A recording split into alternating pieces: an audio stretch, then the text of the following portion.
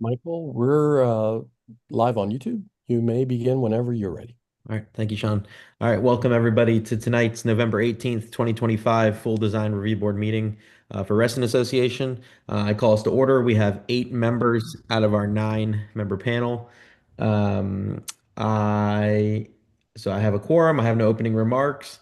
I'm looking for a motion to approve tonight's agenda. So moved. I have a motion from Mike B. Everyone's excited to get this started. Do I hear a second? Yes. Do I hear a I'll second? second. Second from Emily, I think is who I Yes. heard. Thank you, Emily. All right, all in favor, say aye. Aye. Aye. Aye. Hi. Aye. Aye. All right, thank you guys. Motion passes 8-0. Um, Staff, any last meeting minutes that we have to approve? We usually do. Yes, we have October the 21st, October 28th, and November the 4th. And Mr. Chairman, just for record, we do have um, Ramon, our new appointed DRB member on. Yes, great. Welcome, Ramon. Thank you for coming. Thank you for joining. I know we spoke about a week ago, or maybe it was 2 weeks ago, but welcome to tonight. Thank you for that, LaShonda.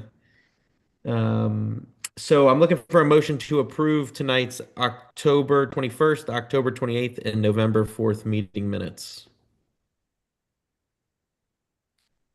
So moved. Got a motion by Mike B. Do I hear a second? Second. Second by Samantha. Thank you. All in favor, say aye. Aye. Aye. Aye. Aye. Any against? All right, motion passes 8-0 as well. Right now, I'm going to look for any members' comments that do not pertain to application tonight.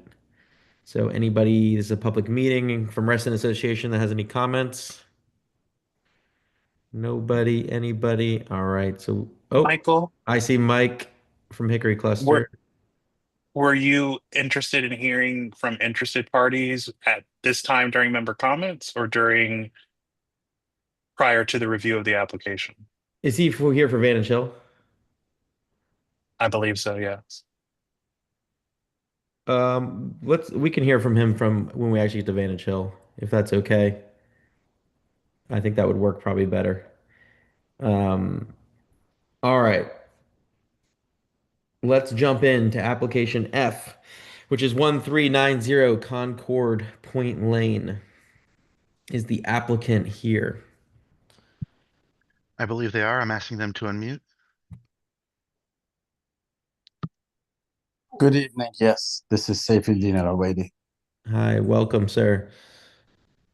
We are reviewing a couple projects that you have proposed before us. So if you could walk us through what you're requesting tonight, and then we will hear from any affected parties, and then we will go around and ask any questions that we have of you, and then we'll have some discussion. So, if you want to, staff is controlling the screen, so if you want to let them know where you kind of want to start, walk us through kind of the multiple projects that you have, that would probably be the best way to do it. Sure, if you can just go to the next page where you have the house plan. Yep, so I can start from there. So starting from the driveway, the entrance, we're trying to replace the concrete driveway to asphalt due to cracks, also some uneven panels, and also some sinking areas as well. And then the other part of it,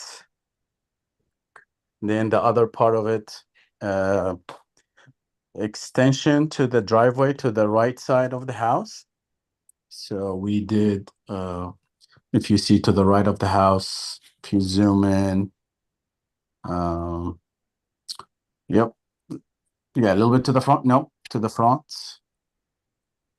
next to the house, next to the garage. So we did, no, the other side as well. Yep.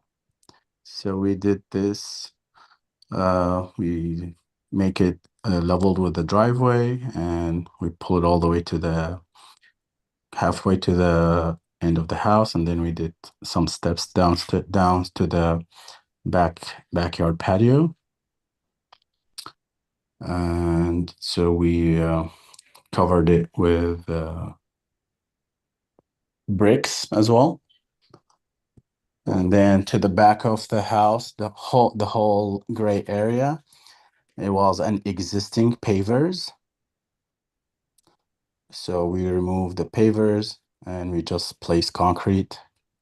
And we have a storage. I think you see the white box say it's like concrete patio. So we have the storage already in this area. And we are also trying to replace the deck wooden material to tricks and replacing the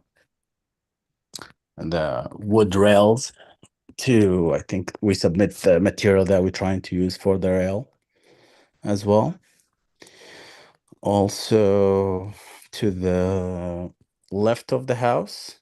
So we did, it used to be a sidewalk, or it's like a walk to the back using a big flagstone.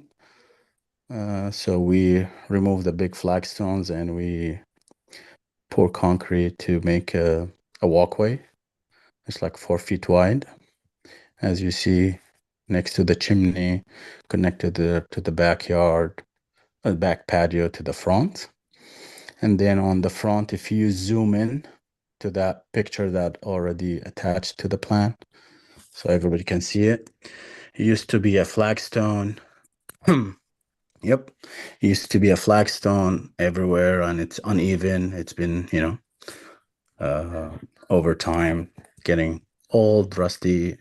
So we just covered this with the same material that we use for the front of the house, bricks. And also the front of the front yard, we, due to the war going on, the existing grass was, damaged. We managed to remove the old grass and the 2 inch of the topsoil. We brought new topsoil and we put sodding.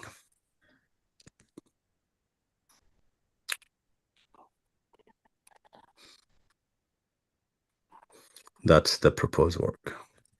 Okay. Staff, do we have pictures of the deck, or is it just like the deck railing and the deck boards that are? Oh, there it is. I found it, I think. It's caramel is the color, sir, and then Trek's signature frameless. Are you doing It's stainless steel cable? Yep. Stainless steel The cable stainless steel infill with a black post. with the black post. Okay. And are you and you're but you're keeping the full structure and the footprint and everything is staying exactly Correct. Yeah. We're not expanding or decreasing the size of it. Okay. It's just because I think when we bought the house, the previous owner, he painted a wrong color and it wasn't already in compliance with the Reston Association color selection. So, but over time, and we didn't repaint it, so now we're just trying to replace the material. Okay, great. Thank you. All right, let's go to the affected party staff. I know we have a little bit of a list of them. So as staff pulls those up, we'll come back to you, Mr. Albadi, shortly. So staff, just a reminder for affected parties, you have 3 minutes to state your affected party status. And if you're representing a group, it would be 5 minutes. I don't think there's any groups in this stance except maybe Reston Association. So staff, if you could pull up the first one and maybe, I know you guys usually set a little timer as well so they can visually see it. I am asking, I believe Jill Gallagher to unmute is the first AP, Jill and Kevin Gallagher.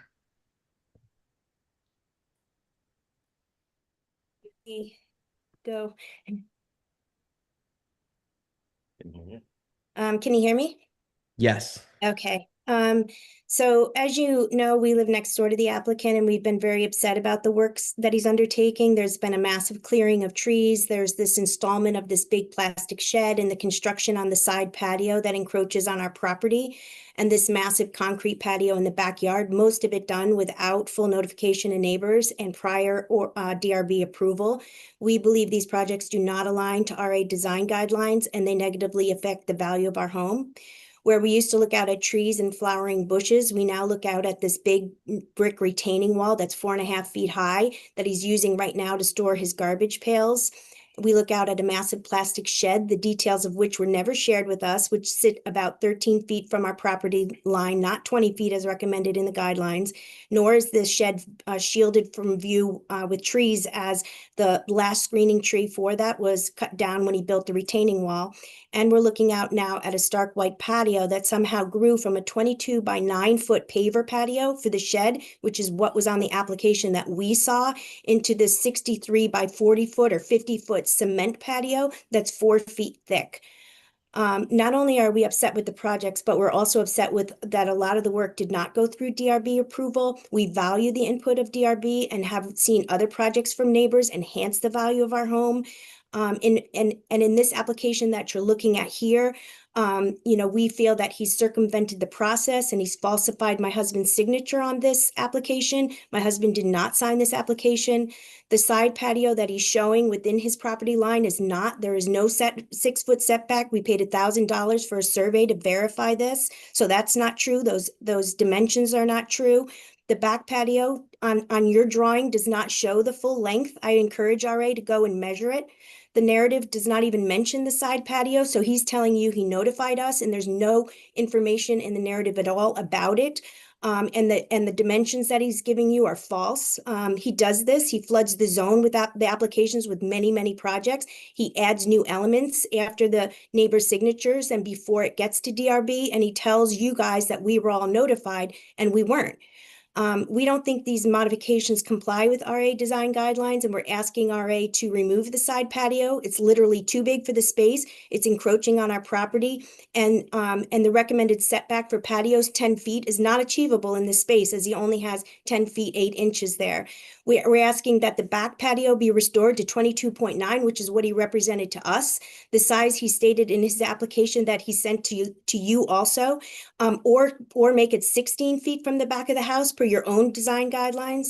And we ask that the oversized shed, which now sits on a pedestal of a concrete platform with 4 steps, new steps, with this application, we ask that shed be reduced in size and set 20 feet off from the property line, and that the screening tree that was removed, that was actually on our property, be restored. And we also ask that, we know RA said they weren't going to look at the trees, but we ask RA again to look carefully at the current trees to ensure that he has planted all those replacement trees that he was supposed to.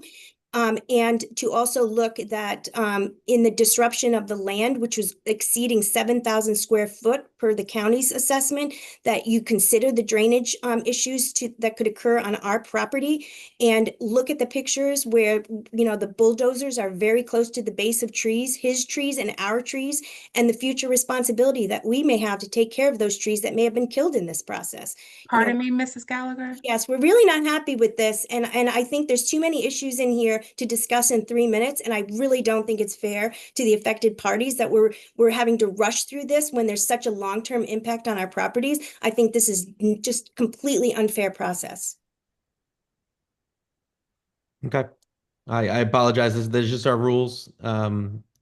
We are here to review this tonight. So just know we are here. So staff, who do we have next?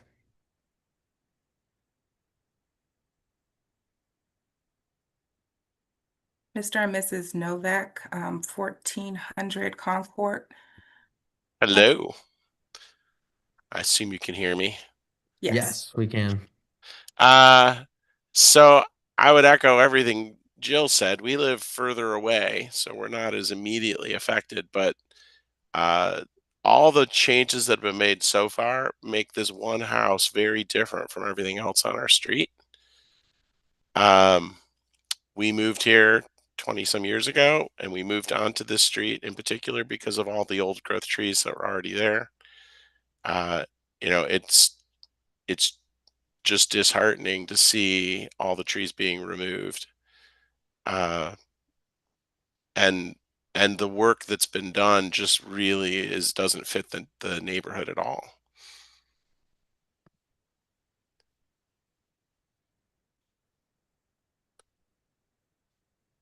Okay. I Thank could take us through some of Jill's pages. There's like 126 of them all told, right? There's a lot of content in there. It seems like this is an awful lot of work on this current proposal that's already complete. You know, there's some parts of it that aren't, but it seems weird that we're talking about some of it that's already done to get approval after the fact.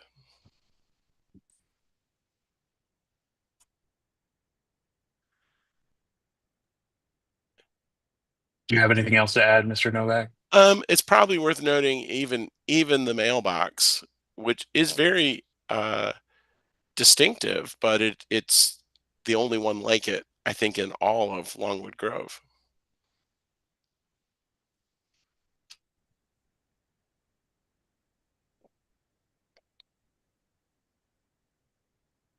Thank you. All right. Thank you, sir. Who do we have next, Steph? Michael and Heather Wessel. Hi, good evening, everyone. My name is Michael Wessel. I am calling on behalf of both my wife and I. We live at 1394 Concord Point Lane, and I hope that you can hear me clearly. We can. Thank you. I think the affected party statement that we signed covers our issues fairly well. I'd like to highlight a few of them. I trust that the full DRB hasn't had an opportunity to review not only the statements, but all the information that's been provided. The project that has been the subject of this application, which is effectively completed, facially and obviously violates multiple resident association standards. And I strongly encourage the association to hold the property owner accountable for not only following the required state process for getting approval, but ensuring that all elements of his project meet resident association standards. The mailbox, which is mentioned, is facially and ridiculously out of conformity to resident association standards. The size of the patio in the back, if you come to visit, will see it is an abomination in this neighborhood. The brick patio that he's drawn onto his drawing, what he has built on the garage side of his home, it is quite obviously and facially not conforming to his design as submitted, and as others have noted, crosses the property line. So he's effectively stealing his neighbor's property, as well as flaunting resident association standards, requirements, and processes. While my home is we're a couple homes down from this property, the changes he's made and his flagrant violations of the resident association covenants has undermined the value of every property on our street and undermines the value of the covenants for every owner of a home in the resident association. I believe that resident association should take care to ensure that the standards of our community are strictly enforced on this property, to ensure that it not only conforms to our standards, but it deters others from taking a similar step or similar steps of modifying the properties in ways that are not in conformity to resident association standards, and then seeking permission after the fact. Any individual who visits this home will recognize the dramatic changes that have been made to it, out of conformity to any application that he has filed. And I encourage you to take a look for yourself to see how badly this has changed the nature of our neighborhood. Great. And that's all I have to say this evening. Thank you for the opportunity to comment. Thank you. Next we have Kay or Catherine Schmid. Hello, can you hear me? Yes, we can. Good evening. I want to confirm that the board has had a chance to receive and review my affected party statement, which I think pretty clearly summarizes the concerns that are going on here. Is that correct, that you have received and are familiar with? Yes, we received copies of all the statements, and all the board members have reviewed them. And I know most of us have even made site visits as well. Certainly. There's, as has been noted by others, there's just so much to review here. It's been, beginning in 2002, this has been a non-stop process of tree removal, vegetation removal, screening removal, and then the building this summer, which was never ending and a lot. Someone earlier this evening used the word an abomination for this massive concrete monolith, which surrounds all sides of the property at this point. If the screening from the trees that were there before had not been removed and do not continue to come out as they are, I wouldn't have to look at any of this, and my concerns would be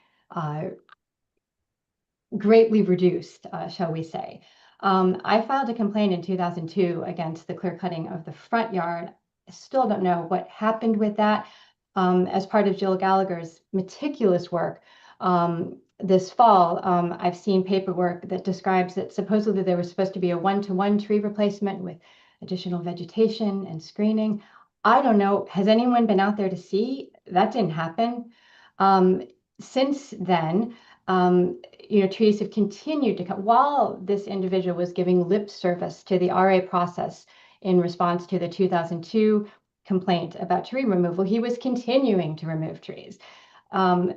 Now we have an unobstructed view of everything going on in the backyard, as well as Wheelie Avenue. We need more trees. I mean, in addition to whatever, and there needs to be something done in response to the encroachment on properties and everything that has been meticulously detailed by others. There needs to be some return of vegetation and screening. We will never get the 100-year-old oak trees back that previously provided shade and privacy to the whole neighborhood. But there can be something, so I don't have to look at that situation. And respectfully, I look forward to RA's response on the vegetation front. Great, thank you. Next, we have interested party, Mr. John Lawson.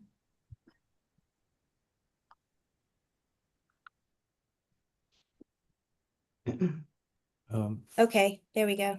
Thank you very much. I appreciate the opportunity to speak, and I want to thank Reston Association for due diligence. And I've lived in Reston since 1970, was a small contractor when I was younger.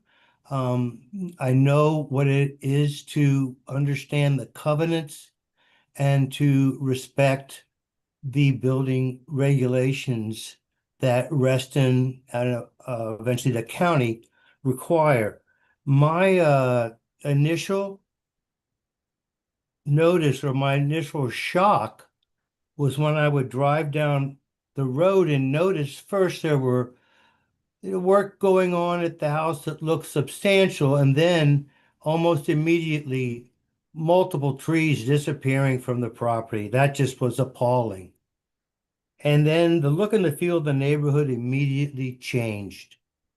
And as it was stated earlier, I thought about the value of my property, which I've been in it for 25 years and plus. I've been in the construction industry the majority of my work life, and a lot of this work that I saw being done, I didn't notice standard permits that should be in the windows and attached to the front of the house so the inspectors could recognize the permits for what they're there to inspect. And then I come to find out there were no permits for this work. Once again, being a senior in the construction business, I was appalled and worried. I saw the landscaping, the grass stripped, and before they brought in numerous tons and tons of earth, the drainage, the runoff. Once again, are there civil drawings? Are there landscape drawings? Are there building drawings? So I hope in the response to all these folks bringing up our concerns, that could get clarified for me just for my own peace of mind. The concrete that was poured around the side of the house, in the back of the house, and if there was a pad poured under the brick at the patio at the right, I believe permits were required for that drawing submitted for approval prior to include formwork showing the substructure with the mat and the rebar and the mixed design of the concrete. All these things need to be witness approved by county inspections, if not Reston, of course. The slab on the drawing is especially significant as walking my dog along the back path. You just have to take a quick left or right to look up and see the back of the property and saw a large form go up with plywood. And I did not know how much concrete was poured. But if what I heard is correct, that the slab is 4 feet thick, that's a structural issue. And that should be the concern of RA and Fairfax County in knowing how the mixed design and everything was put together to show how this structure will stay together. Pardon me, Mr. Lawson, that is time. Thank you. Thank you very much for the time. I appreciate it. Thank you. And next we have Cam Adams representing RA as an affected party. Good evening. This is Cameron Adams for Reston Association on behalf of the Board of Directors. I just wanted to preface this with, Reston Association, of course, supports homeowners being able to have some flexibility with the enhancements of the exterior of their properties. However, this particular property has had some pretty pervasive issues with following the design guidelines and the requirements set forth in the protective covenants for Reston Association. I'd like the DRB to pay attention to page 3 of the application, which is the prior decision from the Design Review Board's panel meeting, which expressly prescribed in detail what the Design Review Board was looking for from the applicant in terms of additional information for some of the existing unfinished projects. It is unfortunate that tonight those details seemingly are not being provided by the applicant in order for the Design Review Board to review those specific requirements and information and details that would allow you all to make a more sound judgment as relative to the application either meeting or not meeting the applicable design guidelines for the elements that the homeowner has either moved forward with or is currently in process of installing. It is also worth noting that the original affected party statement from Reston Association, if staff could go to some of the next couple of pages, specifically cited the before and after of several aspects. So as you can see from the images here, the front flagstone, tiered landscape bed and patio was transitioned to brick, and then a mixture of impervious concrete to the left side of the property, along the left side going down to the rear of the property. If we could go to the next couple of pages.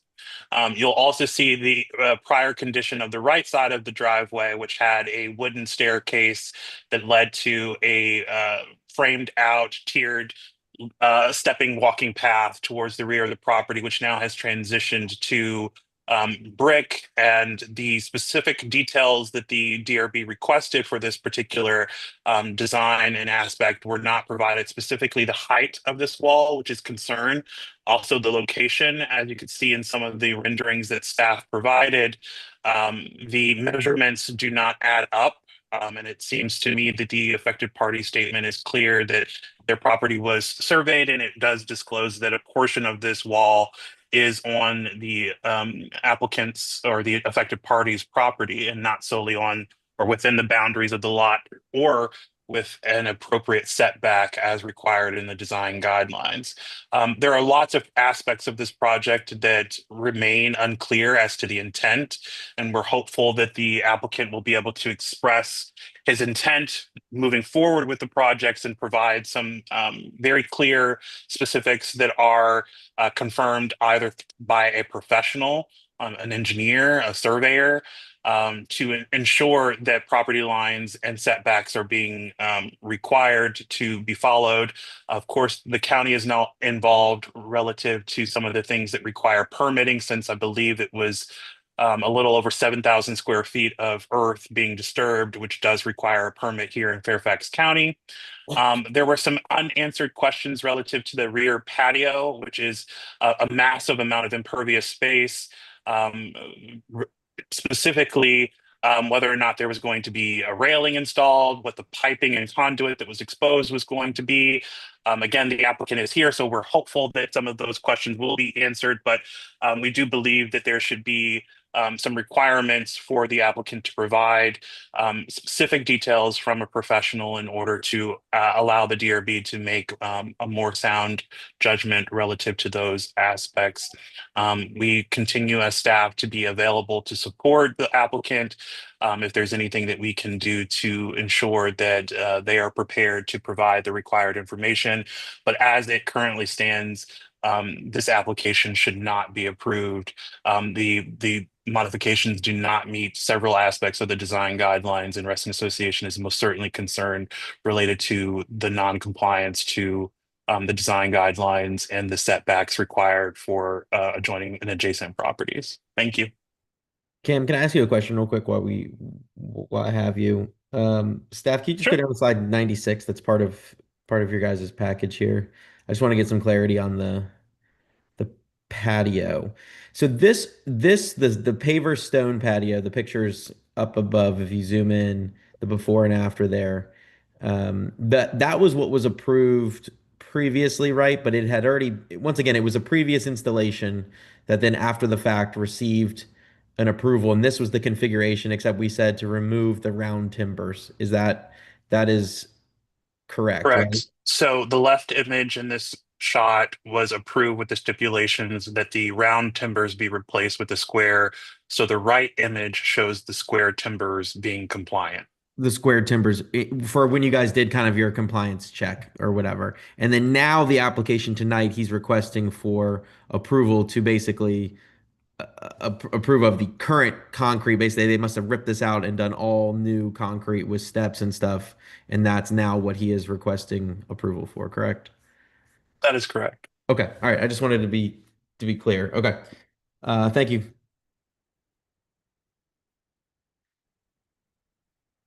All right. Any other? I think Cam was the last one, right?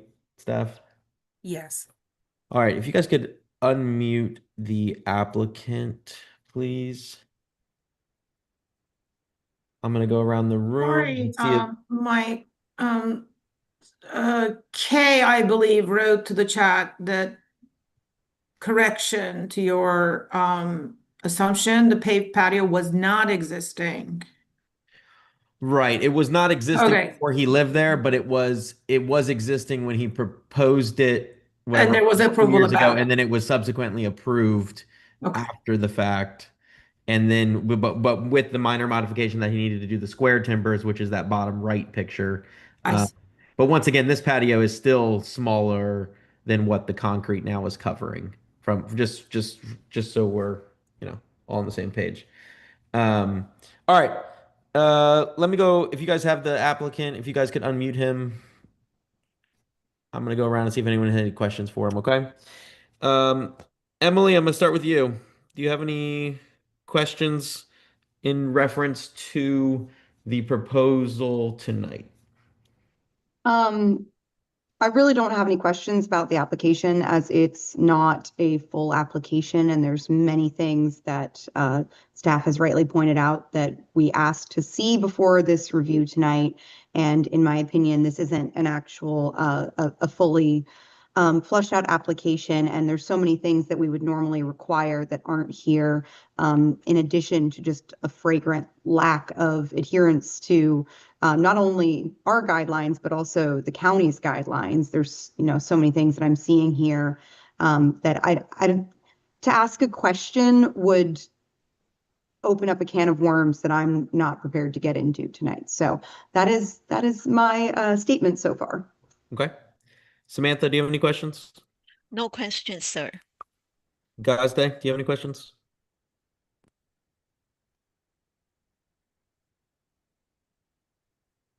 I mean, I do have a lot of questions about this application, but my first and foremost is last time in October we've reviewed this. I'm wondering why none of the requirements or the requests were, the applicant was not present, but we deferred to this meeting, and by that time, I was hoping that we could see a little bit more responses to our requests.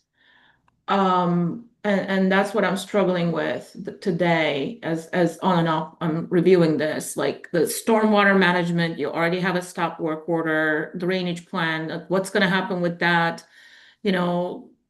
Details of a railing system and details on a concrete patio with the tree pits. The trees are a little bit strangled. There's no tree protection plan or of any sort. So all of this stuff, I'm just struggling, to. Yeah, is Mr. Alabati here? I feel like Yes. Mhm. Okay.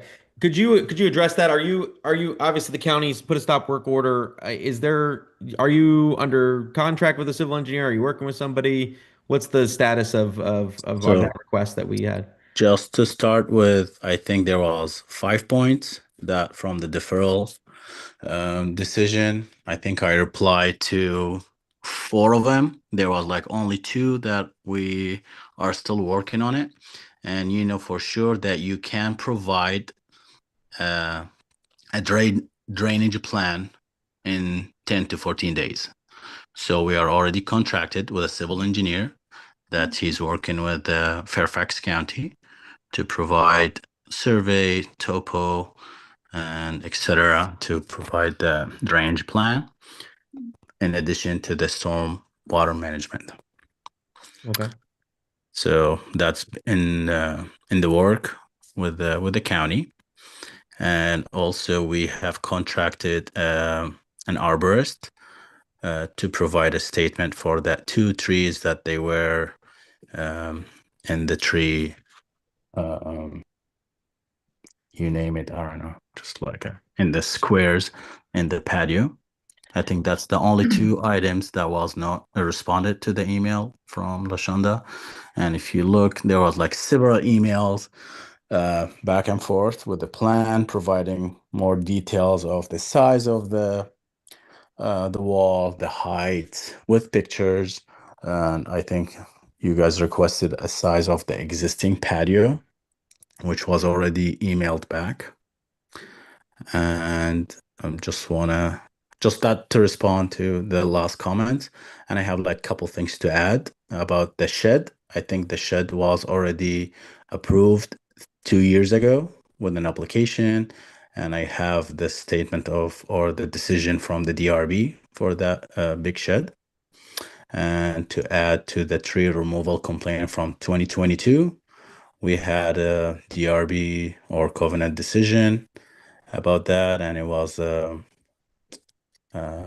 direction was to plant 13 trees with shrubs and stuff, and it was done in early 2023, and I think there was an inspection done as well, and I emailed pictures after all the work has been done. So I don't see a value of bringing an old and resolved and closed complaint to this meeting. In addition to the approval, so when you replace siding, you don't need any permit. When you replace roofing, you don't need any permit. As someone, he said he worked in construction all his entire life. We hired professional companies that they do this work for a living, and they won't risk their license just to do this work with unpermit. And so I think one of the things that we asked in the decision letter was also for like the heights of from the grade for a lot of these patios in the back. I wasn't provided an indication of that. I think there was an email sent twice, if I'm not mistaken, with the picture was sent to the Resident Association members. It's a 3-foot height. And also this was already provided to the county because Fairfax County, they came for that similar inspection, and we provide them. I think I can give you the name of the inspector, and I have the email. I think I forward the email to Resident Association member. His name is Austin. We we provide him with the height of that wall. It's a 3-foot height, so it's within a compliant of non-structural. And just to add another thing to the person who mentioned that a patio, the back patio need a permit. If you do ground concrete, which is 2 to 3 inches thickness, you don't require any permit. And we had follow all the code requirement for mat, rebars, and concrete mixes. Okay. Which is again, it does not require a permit. Well, it does, and we're not Fairfax County, so but Understood. Anything 3 feet high would require Reston Association approval, and I think that's the point that I think that's. I think we're talking two two different things. I mentioned to the back patio that he said he needs a permit, but then it's back and forth. Once again, Yes. we don't deal with Fairfax County permits. At the end of the day, the patio in the back needed Reston Association approval before that was done. Yeah, Let's put it that way. understood. Regardless of whether Fairfax County required it or not, whether you disturbed more than 2,500 square feet, I could, at this moment, we don't have guidelines that dictate or control that, so we cannot say anything. Yeah. But we can do from a height perspective, it definitely meets the need of our guidelines. So, Gazde, do you have any other questions that you want to ask him? And just wanted to bring about, I think they said I encroached to my neighbor property line.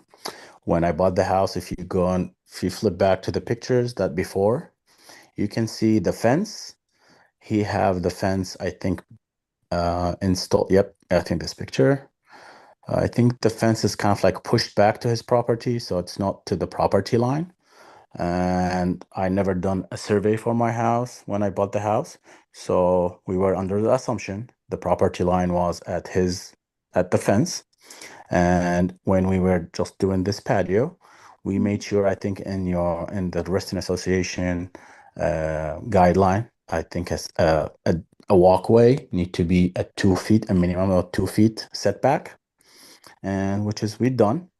And then I think Mr. Gallagher, he did the survey for his property, and then I think his property line kind of like more closer to my property versus the fence that existing.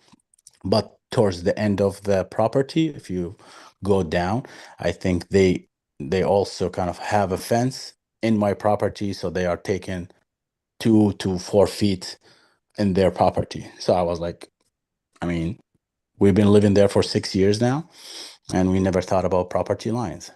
But now they brought the property line just because of that. But then they were already using my land to their benefit, which is I never knew about. Now I know after they put the survey line for their property.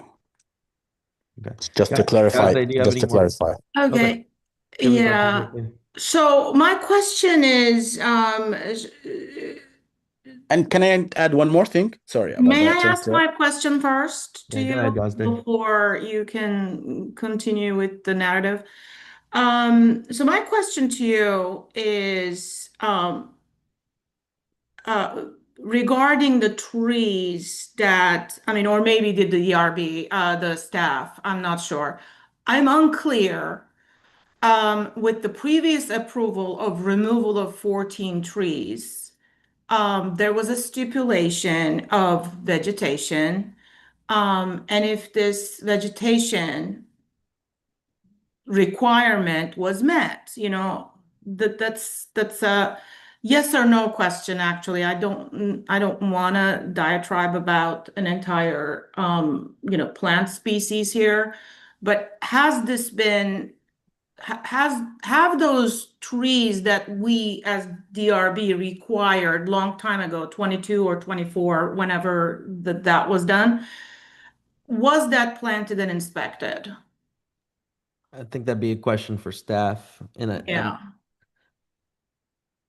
So it is a question for staff. but I want to preface our answer with the fact that that is not a matter before the DRB tonight. The previous decisions for the tree removals and the requirement for replacement Okay.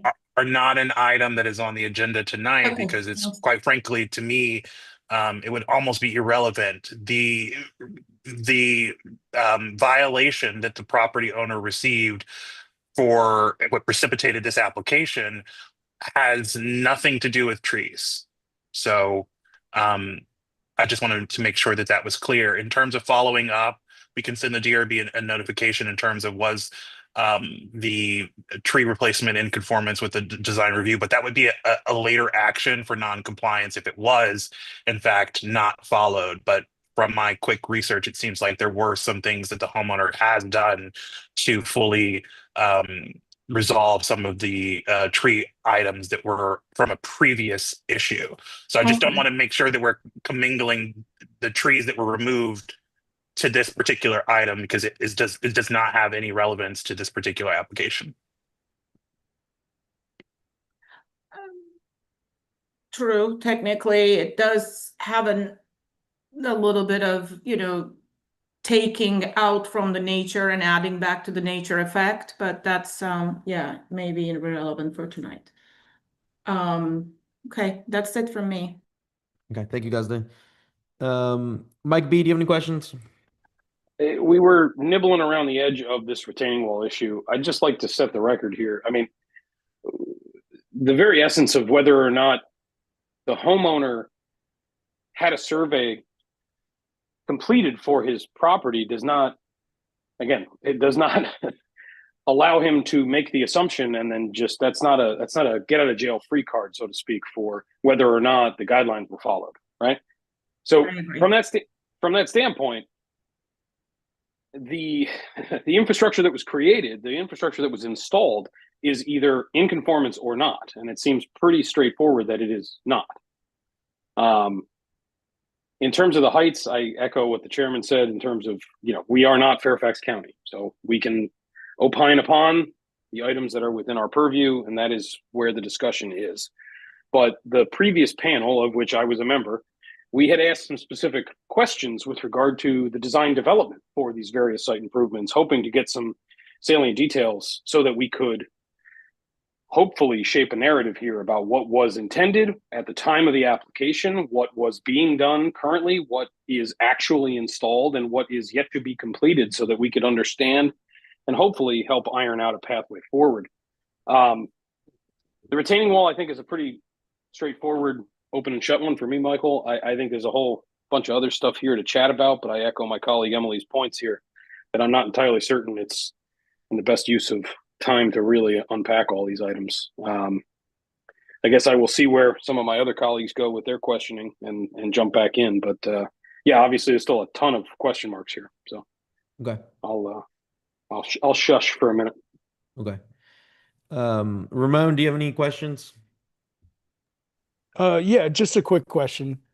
I've come into this a little bit late in the game. I have one question. Did the application come in before or after work was started? I mean, all the work is mostly complete except the deck stuff. Right, but my question is, was the application filed prior to the work being started? The answer is no. Okay, thank you. Heather, do you have any questions? I generally echo what Emily said. There are too many questions here to really get into, and I appreciate what she said. The one thing I want to point out is the only new information that I saw from what we saw in October, is the second page of the application. That's the only new information that I saw from the applicant. Is that correct? Is there additional new information that we should be focused on as well? Nothing that I've seen in this packet looks to be new to me, just as one of the other members of October's panel. Yeah, I agree. Nothing seemed very new to me, and I was actually like, this page was rotated and that kind of thing. And Yeah, I think the way staff only This- place that I see any new information at all is some of the notes on this page. Okay. And I don't think that he has covered in the application what he's actually doing. I think there are several pieces that are not in the application, some that are even listed in our doc for discussion that are not on part of his application. So I think I don't have any further questions for the applicant. Okay. Brian? Steph, can you go to slide 98? And I'm gonna say, like, I hear everyone's points about I have so many questions and there being so many questions, that it feels silly, but I feel like we've got this forum, we've got the applicant here, we've got all the affected parties here, and we need to take action tonight. So I'm gonna ask a couple questions. So let's see, on 98, which is the bottom one. I guess my first question is, what is the purpose of this patio and why is it so large? Question to the applicant. So there was no purpose for it, just to, make the land and for installing, like, use it for seating area. That's it. What's in the middle picture down at the bottom with what are like all the conduits and things like that are going through the slab? What's the purpose of those? So there was one for the internet, the purple one, or the orange one, sorry, and the blue one is just a water hose, so we can water the grass on the backyard. It's a water hose. It's not even a water line. It just connected to the hose bib that's coming from the house. Okay, and then okay. On slide 115, staff, if you don't mind. And I think my questions are just in terms of like seen this application for several years or seen this house for several years, and I echo what everyone says about the process and everything like that. So that's why I feel like I have to ask some of these questions. I know it might be difficult to see, but if we rotate this slide, there's at least 5 trees here. I don't know when these pictures were taken or what their purpose is. There's 5 trees with big X's on them. What's the point of the X's? I think every meeting you guys ask me the same questions. This is from 4 years ago when we were doing some tree removal, and they were marked, but we intend to remove them, but the intent was canceled. So there's no intent. There's no use for these X's. Okay, so you do not intend to cut down any more trees there? Nope. Okay. Michael, that's it for now. Thank you, Brian. Staff, can you go back to slide 98, please? Because one question that I think is that I wanted to tag on was why are there anchor bolts in the whole perimeter of the slab? I think they were removed. But I guess what was the intent? Why would the concrete guy put That's anchor not bolts? for railing? No, that's not anchor bolts. These are just like the rebars they put.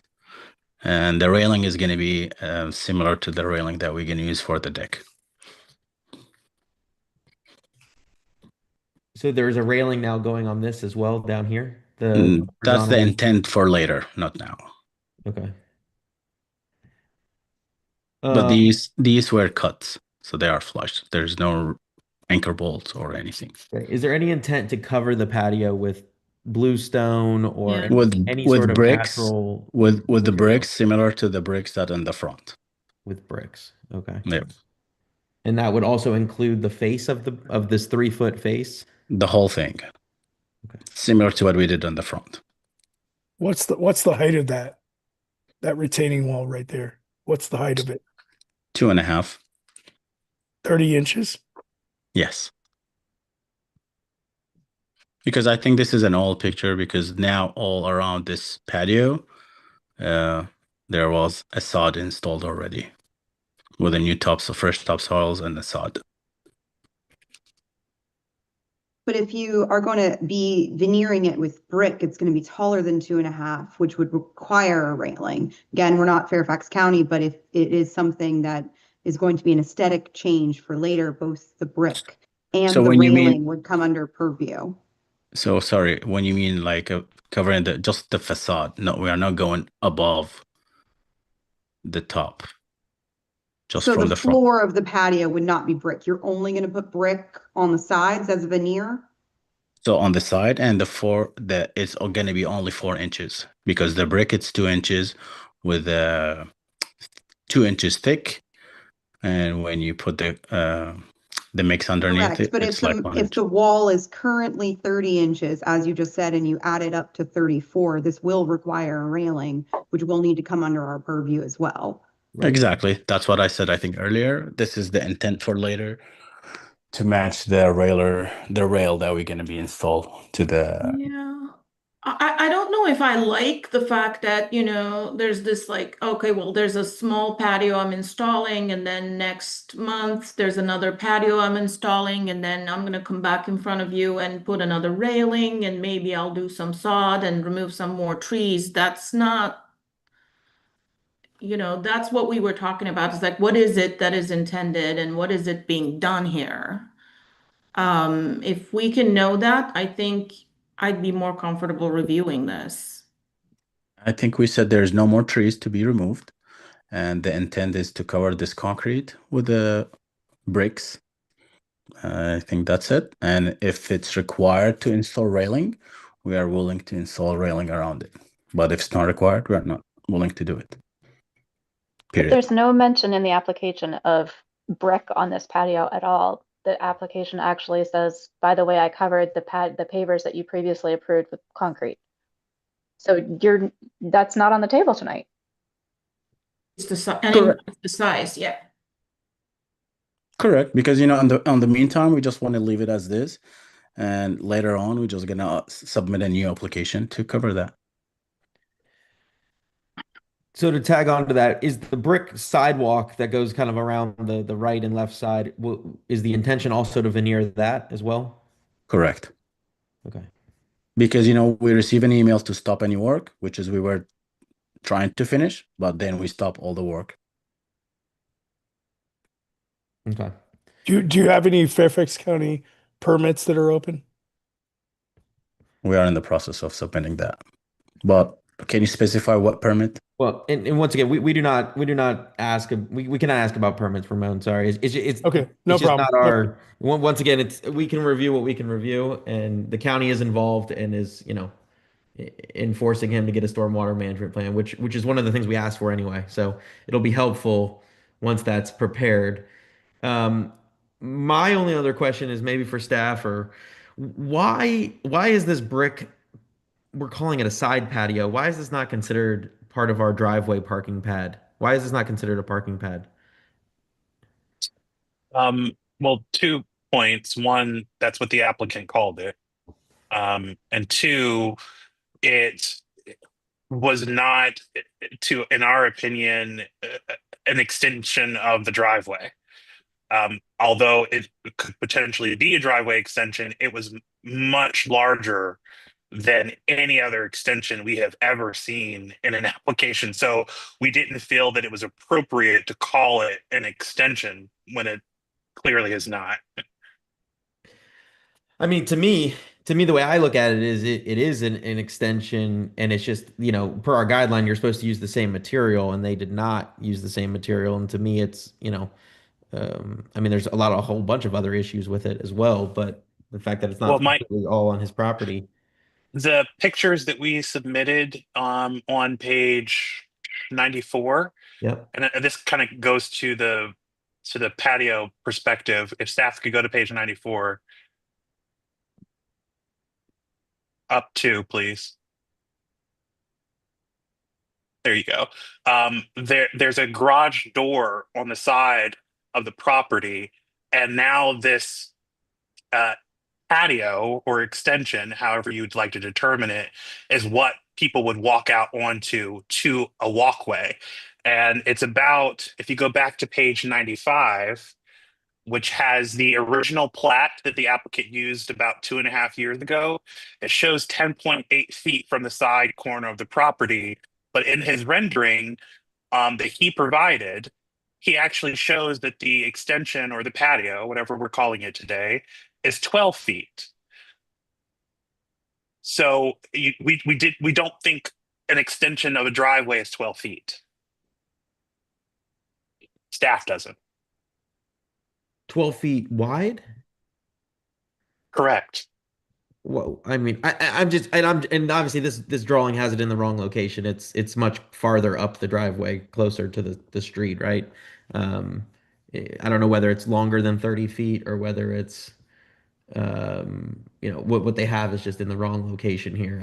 I don't know, but to me, it appears to me as a driveway pad. Regardless, I, I don't want to review it as a patio because I just don't think, to me, that's an odd place to review it as a patio.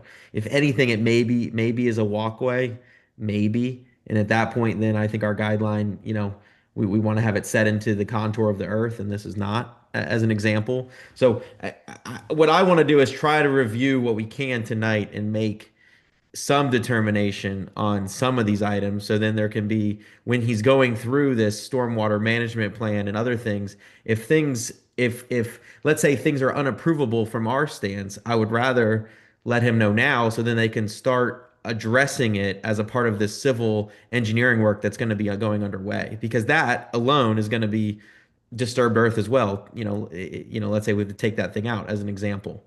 So I just want to kind of hash through things that we can get through tonight, because I do think it's beneficial for the applicant to be able to, put some things back, put some things maybe smaller, whatever it be. I think we can come to some sort of agreement on some things potentially. Michael, was that patio or driveway extension, whatever it is, the thing is not on his application. It's not listed in his application.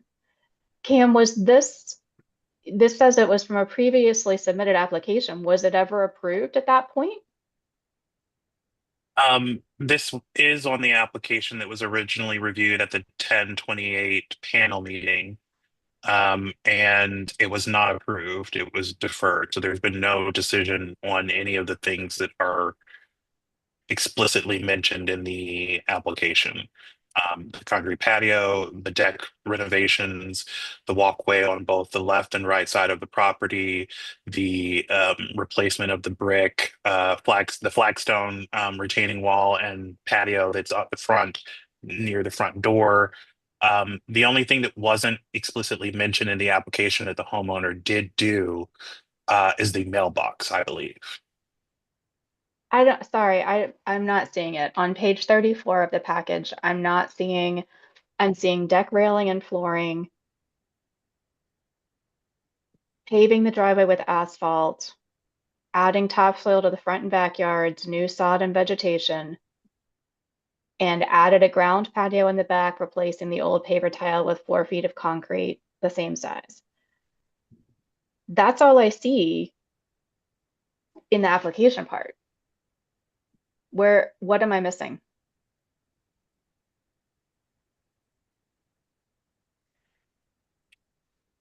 It was added to the application later after he submitted it. So the context is really that there were several complaints that came in for multiple things. And the homeowner was submitting an application for, let's say there were 5 things mentioned. He submitted an application for 2 things. Then another complaint came in for something else, and he submitted an update to that for X. And so after a while, we combined all of the things that were submitted into one application.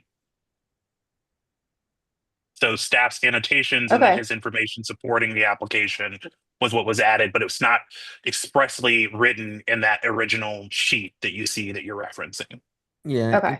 And sometimes I know that happens, even just I know from the professional side of things, even if let's say I'm hired as an architect and I submit an application, in the justification of work, I may forget one thing and then staff comes back to me after I've already gotten all the neighbor notification, right? I've already gotten the neighbor's signatures or my client has, right? Then let's say we forgot to mention, I don't know. Let's say we forgot to mention there was a light that was going to go on the back door as an example. Let's just say. We have, you work with staff to then add that to the application, but a new notification does not necessarily go out to, neighboring properties, for example. So I feel like that's sounds like it's sort of what happened here. With the exception if there's an affected party. Anytime there's an update to an application, the affected party is always notified. Yep. Okay.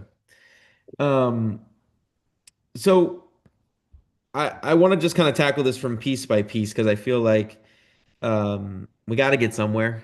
And so I'm gonna start with what I think is a softball, and you guys can either scream at me or whatever. So the front, let's call it the actual front patio that's in front of the door that was bluestone, was stacked bluestone before and is now brick to match the brick that they got approved to replace the front facade with. It claims to be the same height and same size and everything from the previously approved installation that was in the front yard. Is there any objection or comments, thoughts on that section of the project from anybody on the board? I'll go. All right, Emily, hit me. So while I think this would be a softball if we had a complete application, we don't have measurements of this front patio. We don't have any elevations. Well, I think his claim is that it's the exact same as what was there. And I'm just Well, as we have seen already, we've gotten some things that are claimed. Normally, if this was something that was being submitted for approval, we would need its design done on a copy of the plat showing the intended dimensions, regardless of what was there previously or not. And I do not think that this sketch is sufficient information in order to approve the current front patio landing area. It's incomplete. Can you go to slide 91? I actually don't even, now that you say that, I don't even know actually what the surface is. I'm assuming it's brick, but I can't actually see a picture Well, of yeah, it. I mean, this is my point. If that's the best image we have of it, that's it? That's what I have to go on, I guess? Or am I wrong? Is that the front? Okay, let me rephrase my question. Conceptually, is it okay from a design intent standpoint, so that way he can work to provide the information that we're requesting, and it can be on this, site plan or civil work that we're requesting. But generally, the improvement is conceptually okay. My general vibe is that having some sort of coherence with regard to the materials, be it brick and brick, I don't have a problem with that. I would love to see some kind of actual detail in a cohesive manner rather than one image buried in 100 and some odd pages worth of application. So also, I don't think the height is correct. I mean, the height is not the same, it feels to me. Yeah, I can't tell because once again we don't have dimensions. But Yeah. Right. But conceptually, and maybe I'll just my opinion is that is okay. What I don't think is okay is the concrete sidewalk that leads off of this thing down the side of the house to the left. I think that to me is not fitting in with our guidelines from kind of how we like to have walkways around our houses. Agreed. Very sparingly do we allow concrete kind of walkways like this that are not treated, not covered with something or broken up intermittently or whatever. So that's kind of where I'm trying to get from the vibes. What I'm kind of saying is that there's certain things that conceptually we're okay with, and then there's certain things that we're like, okay, this should be addressed while you're doing a site plan. Is kind of how I think we should try to tackle this, because I think we got to get feedback. We know it can't, it's not going to stay the way it is because he wants to keep doing work. There's certain things that we need to do. So he has a stop work order. So there's going to be stuff happening. So generally, in my opinion, the front thing is okay. I think the height did increase kind of around the corner. Once again, we don't have details though. So I think asking for the details, but conceptually saying this is okay. The driveway pad, which is still what I think it is, sidewalk, kind of all morphed into one. It's not on his property. It doesn't meet our setback requirements for the guidelines. It doesn't. It's too tall. It's overburdenly serving its purpose. It's just too big. I think, frankly, that thing should be removed. And so, to me, I would rather say, okay, conceptually, that is not approved at this juncture, and that would be something that would need to be addressed. The walkway along the right-hand side as well. Once again, it's a walkway that's very monumental and very anti what our guidelines say for walkways around houses. Staff, can you flip down to to a picture that shows as Michael is kind of flowing through here? Yeah, I mean that's got to go, right? Right. I mean, it's not on part of it's not on his property. It doesn't meet our driveway guidelines. It doesn't even meet our patio guidelines, whatever we want to Agreed. call it. There's no room Is for there- screening because it goes right up to the property line. There's, maybe if this thing was shrank down all the way to 4 feet to be an actual sidewalk width, maybe we could talk. But, right now it's just way too big. So conceptually, no. Yeah, I would say like conceptually, I'd be okay if we said somewhere in our language that this either must be removed or brought into conformance with our sidewalk guidelines. Because I think that the idea that this like little brick add-on goes to the side garage door isn't like an atrocity, but yeah, it's way too big, it's oversized, and it does not service its function. So if we're talking about like kind of, the the yes, no, maybe so the game that we're playing right now. I'm in agreement on that area. And then we were just talking about the sidewalk leading from this going to the backyard. Yeah, there's not a great picture of it that There's one that looks, yeah, I agree, it's not great, but there's one that's sort of from the back patio, and I have lost track of which page it's on because there are a lot of them. Page 120. 64 has a good image from the side showing the walkway and steps down. Is that this affected party? Yes, this is the one. So like this is too monumental, too grand of a backyard staircase. This just doesn't meet our guidelines for sidewalks or walkways kind of either. So to me, this is conceptually a no and needs to be addressed, a part of the of the grading situation. I also think that if the plan is to go back with something that's 4 feet, 5 feet, whatever it is, and they want to be able to house their trash cans, I think it's a necessity. I think then there would need to be a proposed screening method of fencing or whatever it be, some sort of screening. In this instance, I'd prefer firm, what's the word? A physical improvement, not a vegetative improvement, because of the lack of land, let's call it, between the neighboring property and this improvement. I just think also for trash, it's always going to be there, so it'd be good to have some sort of physical improvement that'll screen it. The moving through the application, there's the back patios. Our guidelines are pretty clear that we usually recommend no more than about 18 feet or so from the rear property wall. I think the previous patio that was approved was kind of it's already installed. It's not too bad. Let's make them replace some timbers. We'll kind of make it as least visually intrusive as we can, but it's there. We'll kind of work with it. This, however, is visually intrusive, visually not compatible, is too grand, too big. It's surrounding trees. It's 3 foot high. I mean, it just overall, all around is way too big. Conceptually, this is not approvable in any shape or form in this current stance. And so, once again, this would be something that'd be great to address during the civil plan. And then for the deck, I personally have no problem with the deck resurfacing and the deck railings.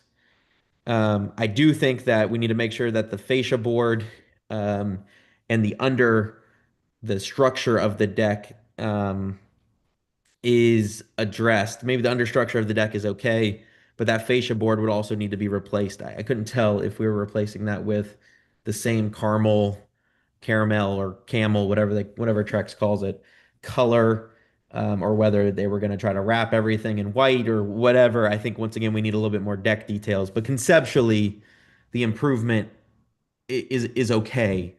But I think we once again need a little bit more details on everything that they're doing to resurface the deck, whether the fascia is addressed, is the structure addressed, etc. Am I missing anything the asphalt driveway? I visited today. I mean, all the other driveways are concrete. Um, we have approved in the past as long as they're replacing the entire driveway with asphalt going from concrete to asphalt or asphalt to concrete. We have approved it in the past. It is in our guidelines that it is approvable. Any thoughts on that conceptually?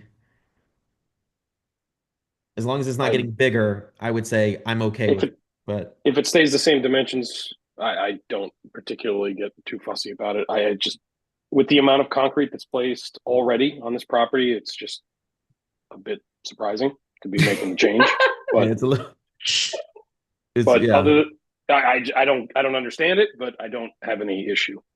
Would that swap out to asphalt be something that he would have had to get neighbor signatures on in terms of, or is that something that is approvable just via panel? He would have had to have gotten it submitted an application because it was a material change. So he would have had to have 3 signatures as a notification requirement for that application. But isn't that part of the application tonight, or am I mistaken? Yes, that's one of the items listed. Yeah, okay. Are we saying that the neighbor notification did not happen, or is that what you're insinuating, Emily? I'm just wondering with what you just mentioned of how often this application has changed, if the neighbors and the affected parties I'm pretty sure there was a rather couple were affected parties who mentioned the asphalt change. But they also indicated that potentially they thought it was getting bigger, which I did not necessarily see in the application. I do think what could be a nice touch, in my opinion, is that if we're already going with all this brick, doing a brick border along the perimeter of the asphalt would make it feel a little bit more cohesive with all the brick improvements that have already happened. I've done that on a couple projects, and it does turn out pretty nice doing a little soldier course, soldier course style of brick going all the way along it. Not parallel with it, not like a running bond with it, but actual soldier course, potentially could be an option. But conceptually, I think the driveway all to asphalt, as long as it's all going there, I think conceptually, I'm okay with it. I don't have a particular issue with it. Is there anything else on the application staff that I kind of missed? Is mailbox on the application? No. I don't think that officially was on there. Mailbox was not on the application. It was mentioned in RA's affected party statement, though.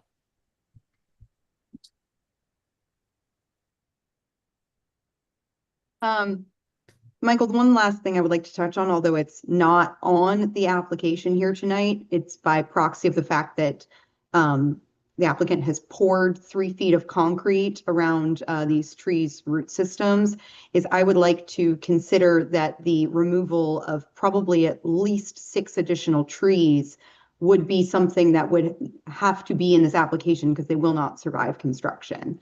So it is something that we need to address. If we're saying go back to civil, he's already mentioned that he's hired an arborist. There's other things that I'm sure that we will need to review once the grading plan and any permits have been acquired, but we need to consider that the likelihood that any of these trees are going to survive this construction damage is very low. So just wanted to bring that up. Okay.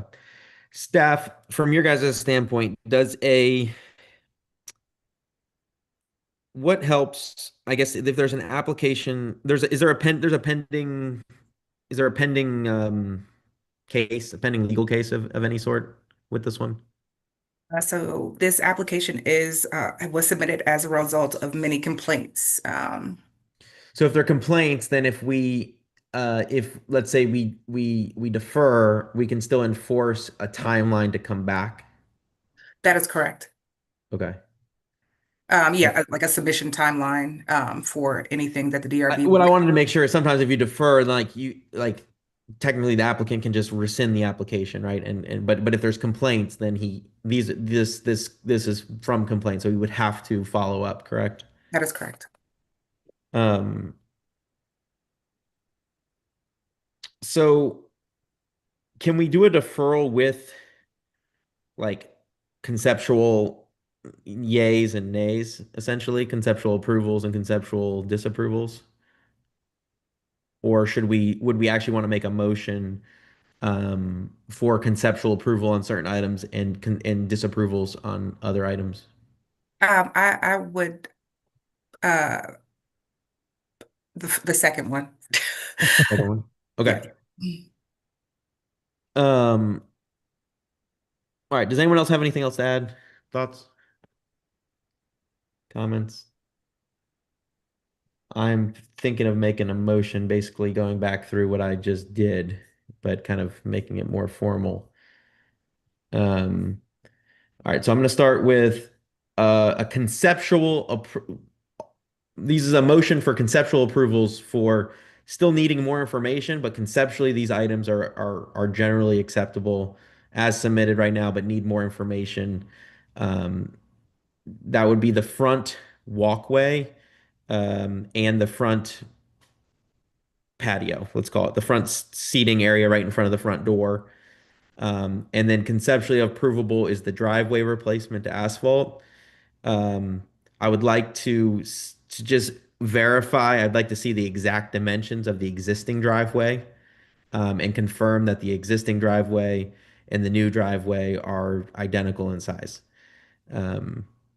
The plat and other stuff, it does not show the actual size. I know it has a dimension here. I don't trust any of the dimensions on any of these plans. So I want an actual tape measure or picture of it or whatever of the driveway that's being replaced with asphalt.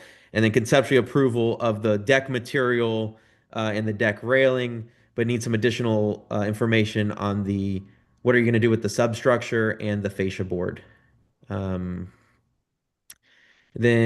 I motion to disapprove the side. Can we separate, Huh? Michael, can we separate those into two separate motions? So your conceptuals and your disapproval. Yeah. Your disapprovals. So that's my motion for conceptual approval with requiring additional documentation. Does anybody have any questions on that, or do I hear a second? I think we need to be really clear, and I'm confused what you're referring to when you say front patio and front walkway. Can we look at a slide Yes. that shows exactly what you're talking about? It's just strictly the sidewalk that leads from the driveway to the front door. And then the patio that then is in front of the front door with the front stoop. So not any of this, like not that picture. Can you zoom in on those when you get to it? Thanks. I feel like RA's photos were maybe 91. Was I wrong? 91. Yeah, but 91 shows like what I'm not approving it conceptually is this concrete sidewalk. I'm okay with the steps going down into the yard, but then going back to some sort of some sort of stepping stone or grass. So, I mean, I think I get it now. I think we just need to be very clear for the applicant. So it's just even page 90 staff. So just if you look at what the old one looked like, basically from the driveway, from where that post light is over to the let's call it the retaining wall where the Adirondacks are, that is the improvement area that I'm talking about. Also on page 119. Excluding the concrete portion of that walkway. Michael, I would like to make a small amendment to your motion, if you'd accept it, is that I would like to see these plans for the driveway and the front arrival space on a updated plat. The plat that we have is very, very old and not accurate. So I would like to see these on a new to-scale plat. Yeah. Documented on the survey. Okay. But we also are requesting though details on what the finished, surface is of this walkway. I mean, here I can kind of tell maybe it's brick, but I can't really tell. So what I want is more pictures, heights, etc. on a detailed drawing, but conceptually this one is okay. And again, this will require a railing. So if railings are required, we need a railing detail for this front walk space. Correct.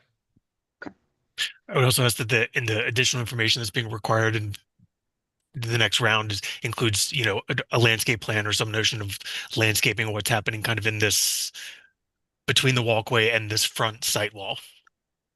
Great. I accept those amendments. Um, then conceptually, there was also anyone have any comments on the deck boards and the railing? And then I have no comments on those. What about the asphalt driveway? I would like confirmation on the same scaled plat, that dimensions are what they are, and that we are not going to exceed or change said dimensions. Or elevations. There you go. Love that. Okay. I accept. All right. Do I hear a second on the motion and the amended motion? I'll second that. All right. There's a motion by me, seconded by Emily. Is there any further discussion? You conceptually approve this. Is there a time for return? Yes, good question. We would request that the details for that be submitted. If it's going to be coming in with that site plan, I mean, about to hit the holidays. I would say 45 days would be my time frame. And this So is sorry, just so you're aware, there is no December full DRB meeting, so the next full DRB meeting is in January. So Correct. if you do it 45 days and it doesn't meet the notice requirements for the meeting, it won't be until February. Can we do math real quick? Did I miss? Sure. Did I make the notice requirements? 45 days to me is January like 2nd, 3rd, but I could be off by a couple days. It's from the date of the decision letter, which is next Tuesday. Okay, so January 2nd. So from January today. 9th then potentially would be Yeah. 45 days. Correct. Is that enough time for you guys for the third week of the month there? January 9th, the full DRB is January 20th. So technically, yes, but it's a very short turnaround time for affected parties to review and have comments submitted by the following Friday by 5 o'clock. So the 16th All right, well, would be. let's subtract. What if we subtract 5 days and I say within 40 days? Can we just do date certain January 5th? Yes, we would need information by January 5th. Perfect. Brian's laughing. Because I do think time is of the essence, and it would be great to get all this planning done. So then in springtime, the work can kind of start. All right. So there's a motion, there was an amendment, there was a second, there was a timeline added of January 5th. All those in favor, say aye. Aye. Aye. Aye. Any against? Me. Ms. Gosday? Mm-hmm. And then abstentions. Heather, are you abstaining, correct? I am abstaining. All right. So I'm gonna motion- abstain. I'm gonna abstain as Oh, well. Ramon. Oh, sorry. I thought I Yeah. heard Ramon. No Sorry, worries. apologies. No worries. All right. So let me do some math. Motion passes 5-1-2. All right. Now I'm going to make a motion to disapprove the driveway, side patio, whatever we want to call it. Require further study on it to be located on if it is desired to be restudied as a actual walkway at approximately 4 to 5 feet with a physical screening enclosure for the trash cans that are presently stored on it. I would also motion to disapprove the walkway from this down to the backyard, as it being not conforming with our walkway guideline for being, it's too large, too grand, for wrapping around a house and is not set into the contour of the land. Recommend restudying that as well. Motion to disapprove the walkway on the left-hand side of the home that goes, that is currently concrete, that goes from the front door patio to the back door, that this is also not using materials consistent with our guidelines, and needs to be restudied. The motion to disapprove the back concrete patios in their entirety as currently shown, and need more details on proposed proper size, more in line with what we previously approved, but also that concrete generally is not an acceptable material, and that it needs to be veneered with some sort of natural material, and having a plan showing that with a reduced size to be more conforming with our guidelines. That is my motion. Mr. Chairman, would you be commenting on the tree removal / replacement / vegetation plans that I think were at least in the works, or some not for anything that's already been hashed out. The only thing we could address is the trees that are surrounded by this concrete. And that I believe an arborist is involved, but as a part of our disapproval to require the arborist to weigh in on the health of these trees. And frankly, I would propose that the new patio not impact, these trees like this one is, and that an arborist statement needs to be included on the health of these trees. And then also, if for some reason these trees do need to be removed, Emily, she's the expert in this field, does not think they're going to survive, that we would then need a tree replanting plan as well. Thank you, sir. I think I was talking over Brian previously, so apologies there, sir. I guess 2 questions. I mean, the first one, the easy one is, I think a timeline needs to be added to your motion, please. I always forget the timeline part. I think frankly, the plan needs to be included in that January 5th deadline. And then when you the motion to disapprove, like the driveway extension or the right side walkway, whatever we're calling it, and the back patio, does that mean that they have to be removed? Well, what's tricky is, since this is staff, what is the protocol with if someone has an existing improvement that then gets a disapproval? If they're still in the process of resubmitting a new plan, then it's okay. It's okay for it to temporarily remain until the process is finished, correct? So typically with a disapproval, the required follow-up would be some type of enforcement action, like a timeline for a removal. If you would like to defer it for the additional information and re-review it at a later time. No. But typically with a disapproval, the follow-up enforcement action would be, Cam has his hand raised. It might be fruitful to separate the right side driveway, walkway, patio separately, because there's also the item, which is that it's encroaching on the neighbor's property. And so if you do your disapproval the way that you're recommending currently, you're allowing the applicant to basically decide to either remove it by date certain or to submit an alternative by date certain, which still technically allows them to not come into conformance until that supplemental change is either fully adjudicated by the design review board or not. So if your idea is to attach an opportunity to further restudy, then you should know that that's going to allow the applicant to keep whatever it is they have until the DRB has adjudicated that particular aspect of the application. Well, theoretically, I mean, technically it's not on his property. So, I mean, that would be, something that is not real. I mean, it's not in our purview per se. But I mean, if something's not on your property, you have to remove it. I mean, whatever we say doesn't really matter because it's not on your property.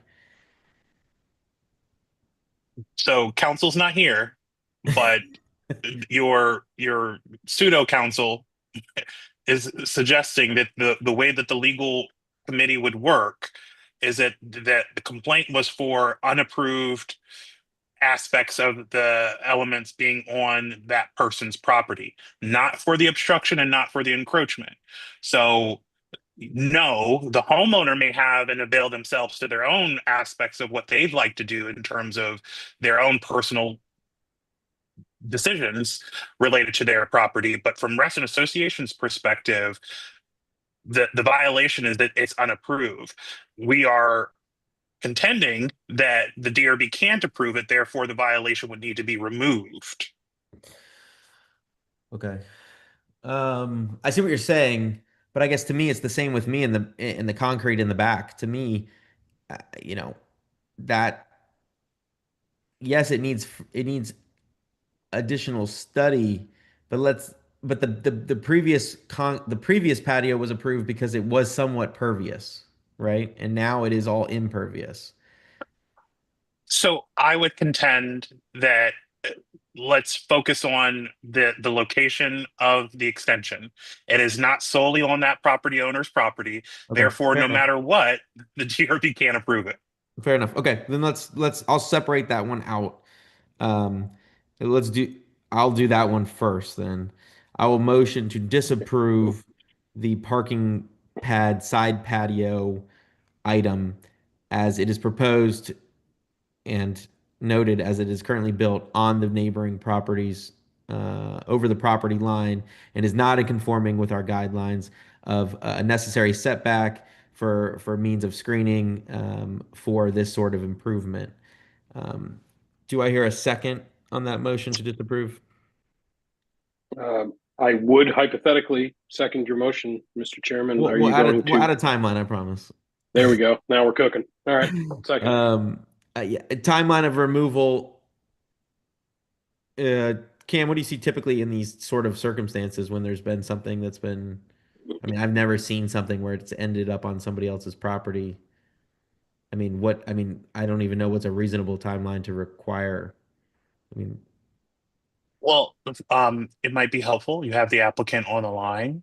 If you'd like to ask them an tentative timeline that they can provide to you all, but generally speaking, the DRB has historically provided anywhere between 45 days to 90 days for abating a violation that is existing that requires correction. well, let's use that 45 day because I didn't get to use it before. So I'm going to use 45 days for my motion, Mike. Do you second that, Mike? I did second. I'm in. All right. Agreed. Concur. All those in favor, I'm going to do a roll call vote because it'll just be easier. All those in favor of this motion, Emily? Emily? Did we lose her? I'll skip her for a second. Samantha? Aye. Gazde?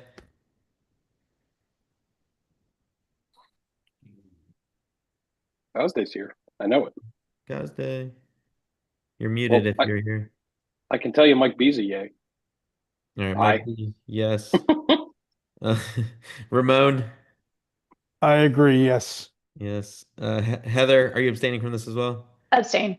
Okay. Brian? I'm back. Vote yay. Okay, Emily, yay. Brian? Yay. Gazde, are you back? Can you hear me? Yes, there you are. Yes, aye. Yes, aye. Aye, and then I also vote aye. All right, motion passes 7-0-1. All right, so going back to the other motions to disapprove with the deadline date of January 5th for the rear patios and the walkways essentially on the left and right side. Do I hear a second on that motion to disapprove? I'll second. Would like, oh, Go ahead, Brian, please. I would like I suppose if whilst we're making the disapproval, we could note that part of returning the property to its previous condition would include a revegetation plan, because there was other plantings Fair and there point. were, so I would like to say that if part of our motion here is to disapprove these two items and require that the property be revegetated or to be restored to But have a an plan, but actually approximation. provide a plan as part of the January 5th deadline Yes. for the restudy of these areas. Yes, thank you. Okay. So there's a motion. Mike B, I believe you seconded it before Emily got her amendment in there. Do you agree with that amendment? I do agree with the amendment, and I second officially for the record in case that wasn't caught. Great. Yep. All right. I'll do another roll call vote. Hopefully everyone is here. Emily, do you vote yes or no? Yes. Samantha? Yes. Gazday? Yes, can you hear me? Yes. Ramon? Yes. Mike B? Yes. Heather? Abstain? Abstain. And Brian? Yes. And I'm also a yay. All right. Motion passes 7-0-1. All right. Thank you for bearing with us and getting through that one. I just felt like we needed to make some sort of improvement. So we will move on to application G. Dominion Energy is back. Is a representative here who could walk us through kind of their update that they have for us? Because I know we saw this a couple years back. You did, and while they're unmuting, there was just really some small changes to the equipment additions. what I thought, The yeah. previous Sure. approval had expired, so they're returning for basically their original approval, and then some additional equipment that they needed to install as part of their project to bring it to fruition. I think Lindsay or Heather is on the call tonight. Hi, Cam. This is Heather Kraus. We worked on the right-of-way portion of this back in 2023, where we submitted our application for approval of an easement to use the existing Reston HOA space there to underground the overhead lines. And that was approved. And basically what we have here is just we solidified the design back in 2024 and then made one small change actually this year. And so we're really just shuffling equipment around to kind of handle the calculations and the load. Lindsay, I don't know if you have any more technical expertise to add to what I just described there. I guess, is there a clear slide that just shows what changed? I mean, most of this is all directional boring that you're underground. And then is there just some transformers or something that has changed locations, or? I think if you go down a slide or two a little bit further down, there's little bubbles there that kind of depict exactly what's changing there. So basically, There's like slide 20 and 21, I think. Yes, Lindsay, we can hear you now. Okay, good. Sorry, I was talking to myself. I tried to speak up a couple times. Thank you, Heather. I tried to speak up a few times. I think the amendment is on the last 2 pages. Is that correct? You scroll all the way down. Oh, yeah, keep going. Keep going. Keep going. Keep going. So I think staff is looking at the prior submission, so it Okay, might be in the sorry. middle of the application. Yes, the prior submission, the changes is what was in the very end, but So if you go to page 66 through 68, maybe. You said the last of the slides, Lindsay. She got muted again. sorry, I'm having trouble with my microphone. If you keep going down. There you go. Okay. And on these last 2 pages, it shows those devices called out in those little bubbles. Is that what you're looking for, Heather? that is what I was looking for. And how close are these to any existing dwellings? Do you know from a? I'm assuming The people were HOA notified, space is but- 100-foot right away. So there's backyards, there's fence lines that abut the 100-foot right away, but all of the equipment and the conduit will be placed within that 100-foot existing Reston Association right away. Okay. And then these, I mean, I saw a bunch of cut sheets, but are these the typical kind of 4x4 roughly green boxes, or are they a little bit bigger?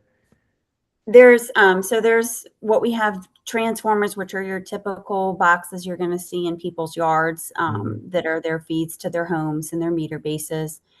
And then we have a little bit larger cabinets, kind of spread further down. We have at 11230, there's going to be a switch cabinet, and 11254 switch cabinet. This, and Lindsay, again, I don't want to steal your thunder because the technical expertise is your forte. But we have on the slides further up where it has pictures of the various sizes and dimensions are clearly depicted on there for the switch cabinet and the step downs. Okay, yeah, I guess that's what I was just making sure that what's changed. So it's basically there's 2 of those transformers and there's the switch cabinet. Do you guys, just for the record, staff, do we have what the switch cabinet sizes are? I saw is that slide 52? Is this a switch cabinet? Let me look on. This one? Is that the switch cabinet? Is that accurate? Yes. Okay. All right, Steph, do we have affected parties on this? We didn't Or I guess receive. anybody who wanted to speak, I guess would be my. We do. I'll just run through the 2. We have Lisa Wolf. I know she said that she was going to join, but there were no updated affected parties. Lisa, if you would like to speak, could you please? Hi, sure. We didn't have anything new since the last one. We just wanted to come in here and make sure our concern was addressed in the initial approvals, just to ensure that when the work is done, if there's vegetation issues or anything that is damaged, that they'll be replanting or that addressed after the fact. Okay, thank you. And then we have Mike Myers. Hi, yeah, thanks for having me. I'm really just trying to get information about the effect to my neighborhood and my house because I live right on Lawyers Road, and I think my house is powered from a pole-mounted transformer, and so I was just curious how that was going to change, or if we can get copies of the design plans to see. My main concern is how long I'm going to be without power when the switchover happens, if that happens. Lindsay or Heather, can one of you guys address that? Yes. Do you want me to address both of them at the same time or just? I'm an electrical engineer, so you can tell me whatever you want. I know my house is the only one that doesn't go out in the neighborhood when everyone else's does, and I'm right at that recloser near Woodfern. It's I have actually no idea where it comes from, but that's my concern. Yes, and I think I looked up your address. The recloser is being replaced with a switch, a pad-mounted switch. You are 2502. Yeah, 2502 Woodfern Court. Yep. So it will be a pad-mounted, same concept, just a pad-mounted device. And you would experience an outage when they do the cut over. I wouldn't expect it to be more than 4 hours. Okay. But that's after installation. They'll terminate, and then all the old stuff will be dead, and then they'll do the removal. But when they do the cut over, you will experience a short outage. So what I'm hearing you say, there's going to be one of those pad mounted switches behind my fence in the easement. Correct. And how are you direct drilling the lines under? Yes. Okay. Cool. We're using the directional drilling method. But there will be excavation points at obviously device locations. There's some existing underground conductor, which I'm sure feeds your neighborhood, that we'll have to splice into. So we'll dig an excavation pit there to locate that and turn it into the new devices. We'll have to do potholing at every existing utility location when we cross it. And then at intersections where we're going under the road, cross streets, we'll have to do pits on either side because we install conduit underneath of those. You hard pipe under the road, is that what you're saying? Correct. Okay. All right. Thanks. All right, thank you, Mike. And then Lindsay, for the vegetation question that Lisa had, I mean, with the directional boring, I mean, I mean, you just kind of went over where you guys are actual hand digging or digging with machinery. I think when we reviewed this before, there wasn't much vegetation that was impacted, correct? Am I? That's correct. Yeah, and that was the reason for a couple of the device location shifts was there was some that looked like landscaping, some bushes or shrubbery that looked like landscaping. So we shifted away from them so that we didn't have to remove them. Okay, great. But we will seed in straw. We've not identified any landscaping that's going to be removed. But my number is on this application. And so if there is something that you see that arises out there that is of concern that you need restored or replanted, you can give me a call. Okay. Let me go around the room, see if anyone has any questions, and then we'll have some discussion. Emily, do you have any questions? No, I think when we spoke about this last time, my only concern was that the limit of disturbance and if it was going to require a grading plan. Just out of curiosity, for those of us who don't stick their noses in civil very often, what is potholing? That sounds like you're putting, or manholing. What did you call it? A potholing. Usually they use a vac truck instead of digging, where it jets water down into it and softens the soil, and then they suck it up so that they can see. It just does probably like a 1 foot diameter hole. I'm probably undersizing it. But it's so that it doesn't damage the utilities, and then they can see what's in the ground when they cross it. Cool. I want one. That's Yeah, all. It's a good old pothole. We've got good old pothole, and I like it. it's a soft dig technique, so you don't damage underground utilities before you get there. We do it quite a bit, but yeah, it's damn loud, I'll tell you that much. Well, it makes sense that you don't want to take out power before you're about to fix it. So exactly. Samantha, do you have any questions? No question. Gazday? No, thank you. Ramon? Yes, could you put the plan up for like the site plan for it? If you don't mind quickly. Sorry, I'm a little behind because I'm new to that. So I will disclose that my parents are affected on the opposite street. I just kind of want to look. My parents live on Drop Forge, and this is an underground situation here, correct? Correct. Okay, so this will all be dug up. Okay. Well, that's the beauty of the directional boring. There's really not much being dug up. They literally just run a big old drill that. Yeah. There Okay. is still excavation, but it is not as much as like open trenching. Yeah. I see. Okay. Specifically in the device locations, as I mentioned, and then where the black lines and the red lines have to connect. I see. Okay. Thank you. Mike B. No, I'm good, sir. I'm good. Thank you. Heather? No questions. Brian? So out of curiosity, what's the duration of how long the project will take?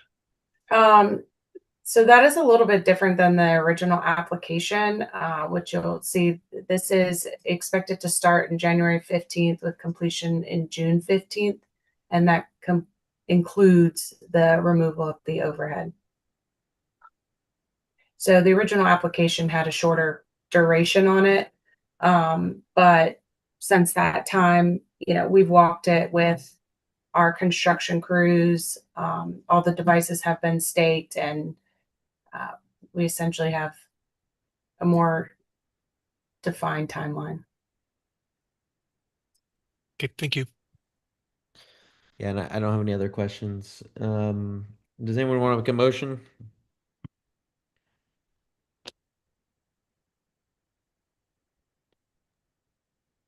Couldn't find the mute button. I'll make a motion to approve as submitted. All right, we have a motion by Emily. Do I hear a second?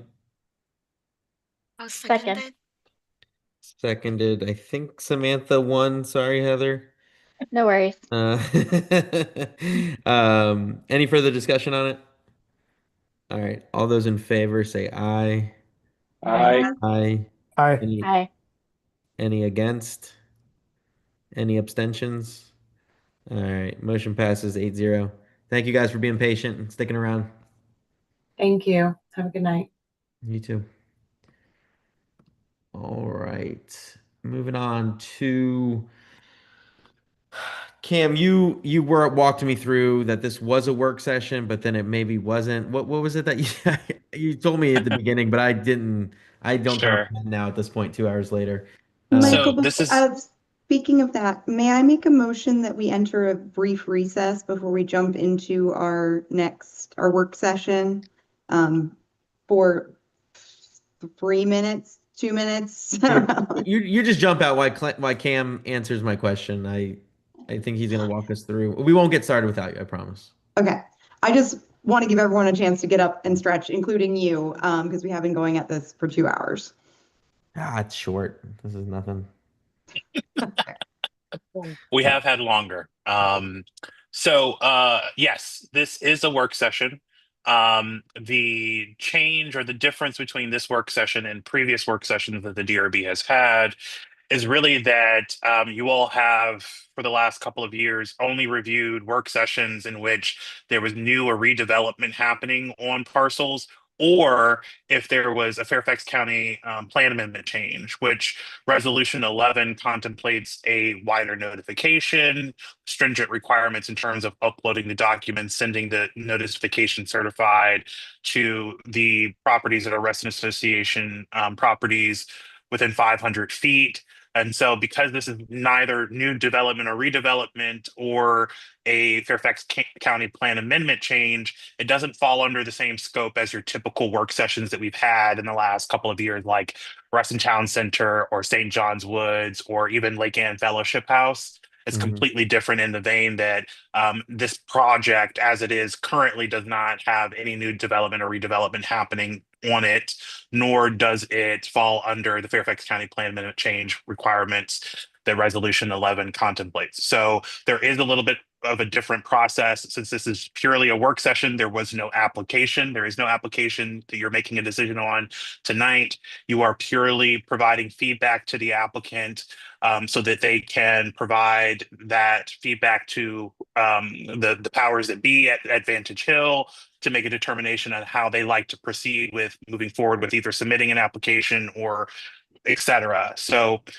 there are no registered affected parties for this particular aspect. Of course, any member can come to a meeting and express their concern, follow along, but until there's an actual application before the DRB, there's not a notification requirement for work sessions. Of course, the applicant should, as we expressed to them when we met with them, notify their membership so their membership had an idea and understanding of what was happening, so that if they'd like to review and follow along, they could. But of course, full DRB meetings are also recorded and live streamed, so any member can watch it at a later time to take that feedback and determine what they'd like to do moving forward when an application is submitted. But that does not prevent any affected party from registering now for an eventual application for this particular element or project. Yeah, because this one's a little bit unique though, also because it's all individual condo owners as well. So there's a condo association, and then there's also then communities, clusters that kind of surround this location as well. Right. And that's a good point, Michael, which is why we thought that it would be helpful to come to the full DRB before November, so that the applicant, when they're ready to submit an application, does have a grasp in terms of what the DRB would like. And of course, the DRB can provide them with what I would contemplate being a wider notification requirement than usual, simply because this would be an introduction of air conditioning units or HVAC units that are not presently on a property at all, since this is a RELAC property.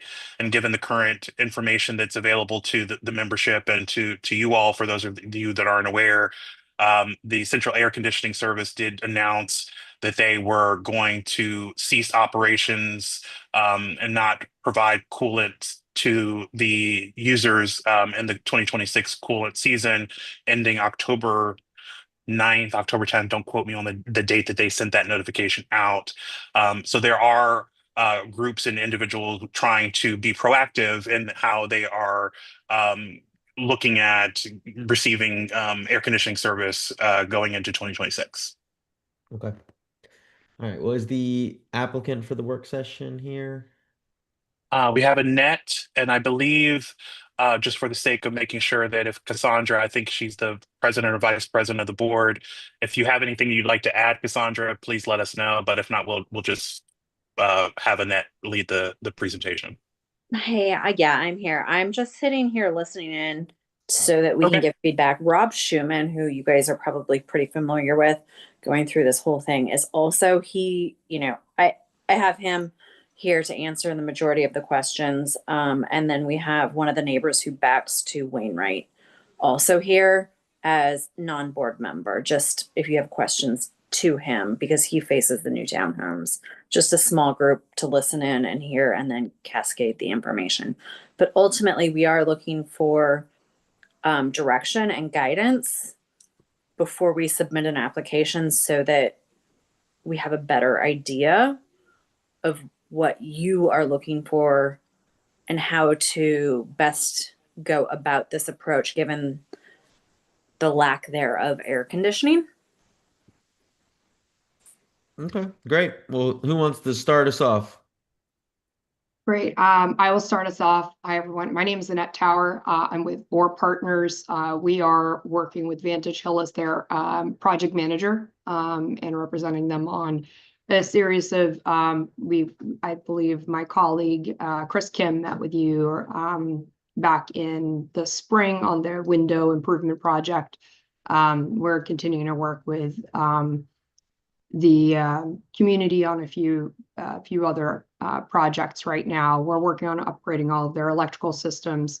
And there may be an application in the future for just if there are the meter for the meters for that, which we're not at that point yet, but and haven't made the final determination, but that's part of this project. We wanted to get ahead with hearing about RELAC officially going offline. Wanted to get feedback. We have some initial designs feedback from our engineering team that we've been working with over the last few months.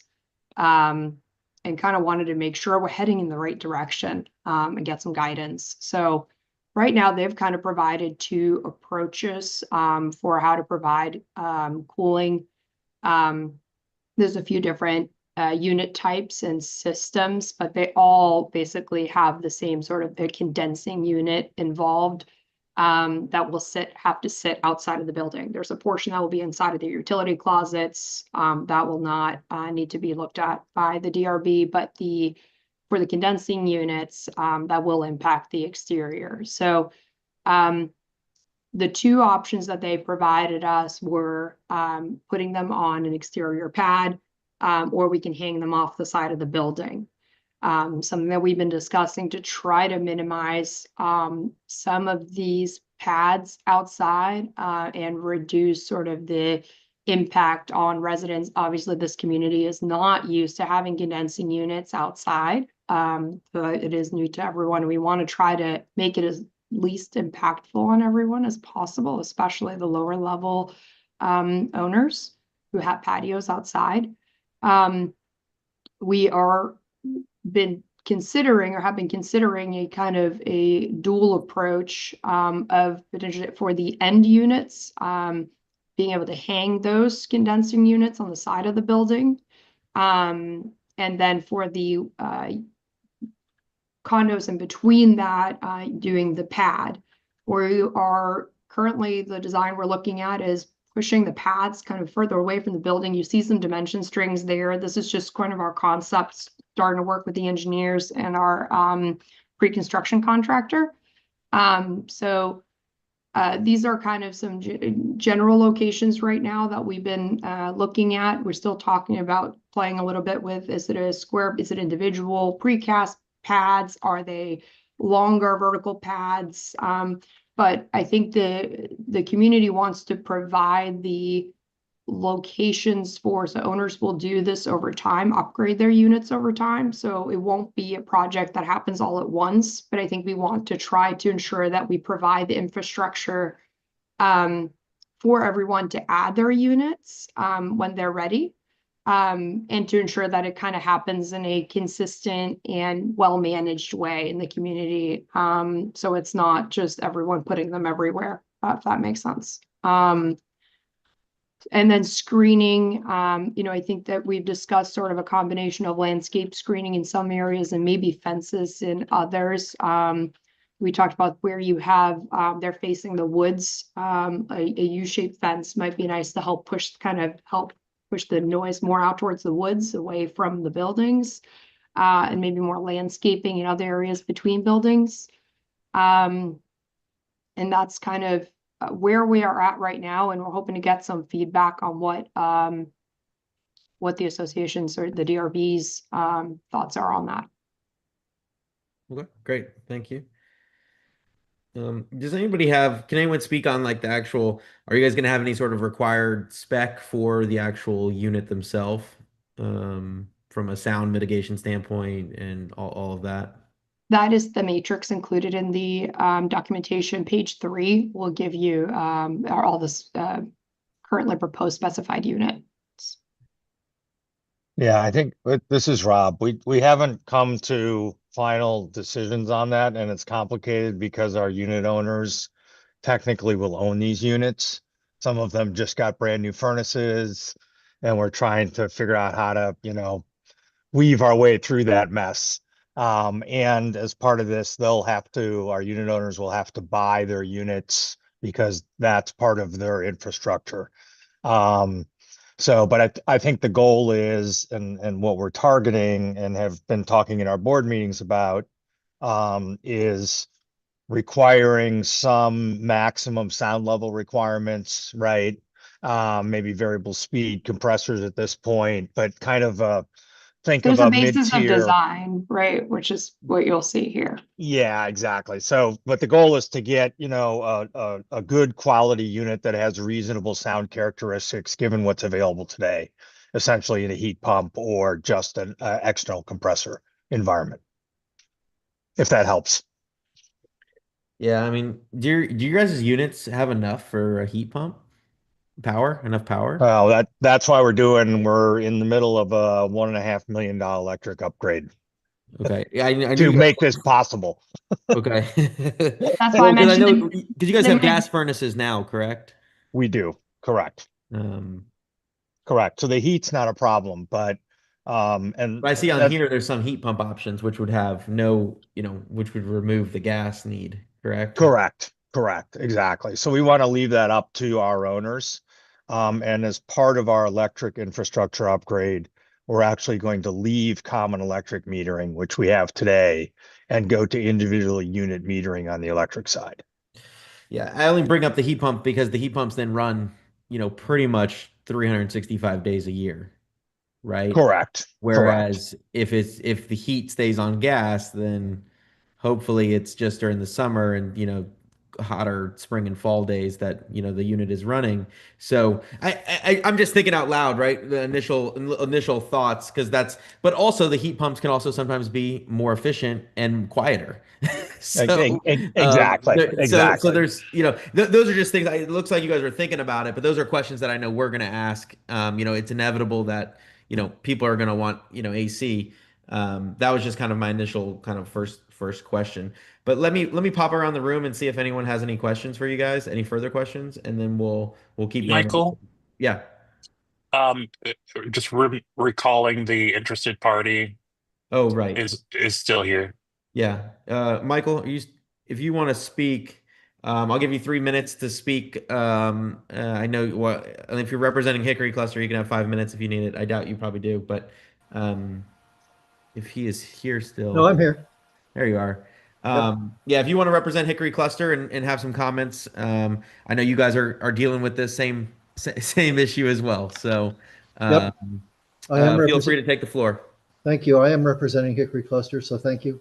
Just a little background. From 2014 to 2022, we worked very closely with Fellowship House on their development, and that did include air conditioning issues. So I'd like to see that same type of collaboration here. So I welcome Robert Schuman and I guess it's Annette and whomever is associated with your project to come and talk with us and let us give you some feedback. In lieu of that in the future, I'd like to give you some feedback. I did look up, the matrix does not have decibel levels on it. I did look those up for the equipment. I've come up with some numbers, 65 decibels, all the way up to 71 for the traditional units. Did some calculations on it. If the reams are used, that could be up to 83 decibels of combined noise. I heard mention of pushing the units away from Vantage Hill. That pushes them towards Hickory Cluster. And shielding apparently the noise from Vantage Hill residents, which would not necessarily shield the noise from Hickory Cluster folks. So in your drawings, I'd suggest strongly that you show the boundary lines, the property lines, and show at least the Hickory Cluster buildings in what we call Block 2. It's along Maple Ridge Road, so that we all have a clear understanding of what's going where. The sound levels for the traditional equipment are much higher than for the inverter equipment. Also, those are more expensive for the inverters, but we'd like to strongly suggest that you go as quiet as possible and do as much screening as possible. Don't just rely on the vegetation, but something that will actually deflect the sound. At this case, may sound like sideways because you don't want it to go to your units. We don't want it to go to our units. Let's talk about that and see what we can come up with. They're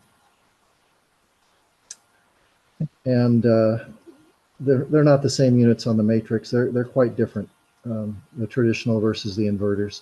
That's pretty much it. We look forward to collaborating with RA and with Vantage Hill on moving forward. Awesome. Thank you. Thank you for coming and being patient tonight as well. Yep, it's a long haul.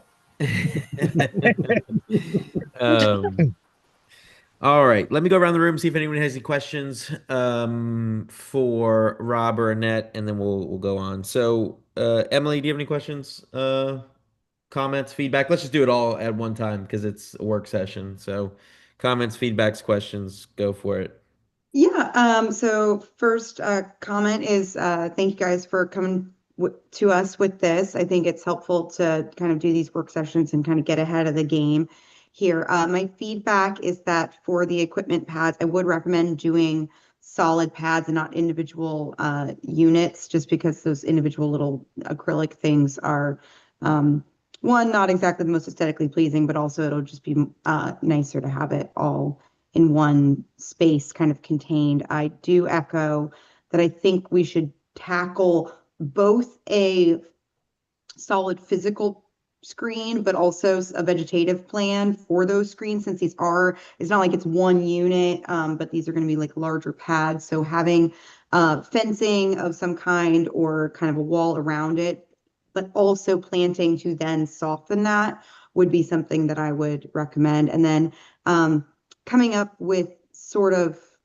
again, and this maybe is something that we touch on later, some of our condos and HOAs have found it helpful not only to put requirements about the decibels of the units, but also make sure that you're addressing where the lines are coming into the house, how they can come into the house, how high up they can go, what color they can be, all that kind of fun stuff that we've encountered before.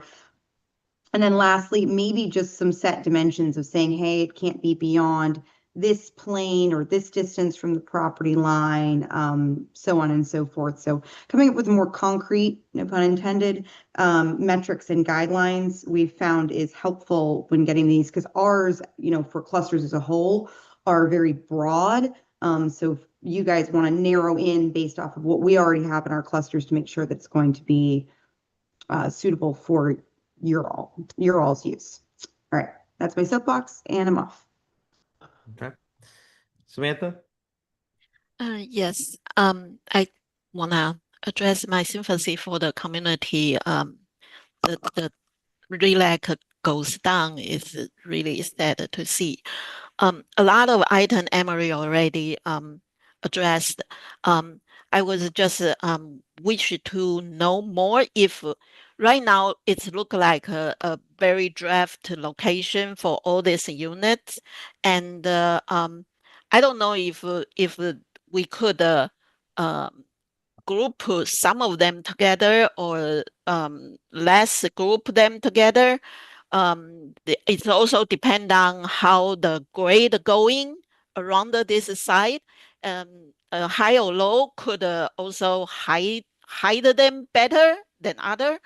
One more thing, there is a lot of walking paths and trail around the Lake Ann community.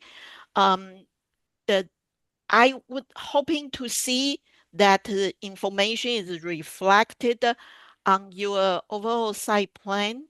I think hoping that none of this unit could be visible around those trail. I look at the map, like there is a trail called the Green Trail, is very close to one of the corner units.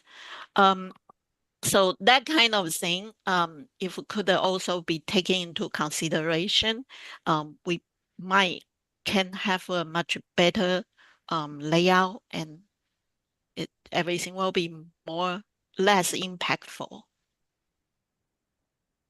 That will be all. Thank you. Thank you.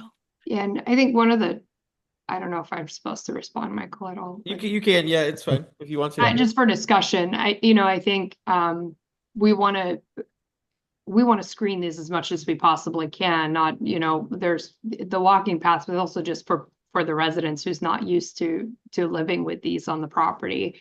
That one of the there are certain restrictions with where these can go, just due to, they have to be within a certain distance of these utility closets, which does add a certain challenge. Usually you see these kind of right up against on the buildings, and we're really trying to avoid having these be outside people's bedroom windows.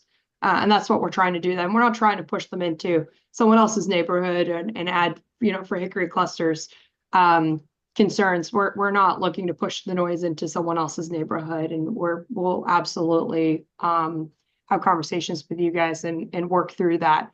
But we're trying to figure out a way to make these the least obtrusive as we can.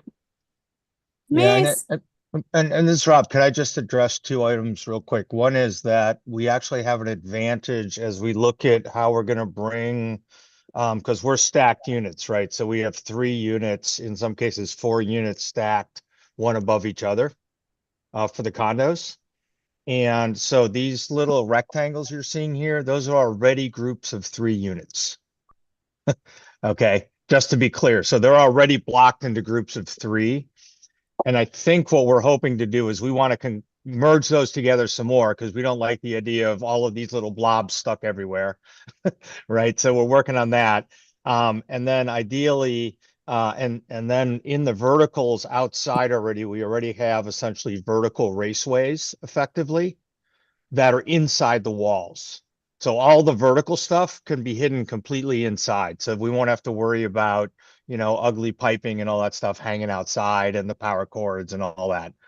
So we'll just have to deal with how to get it underground and get it over to the units wherever they end up.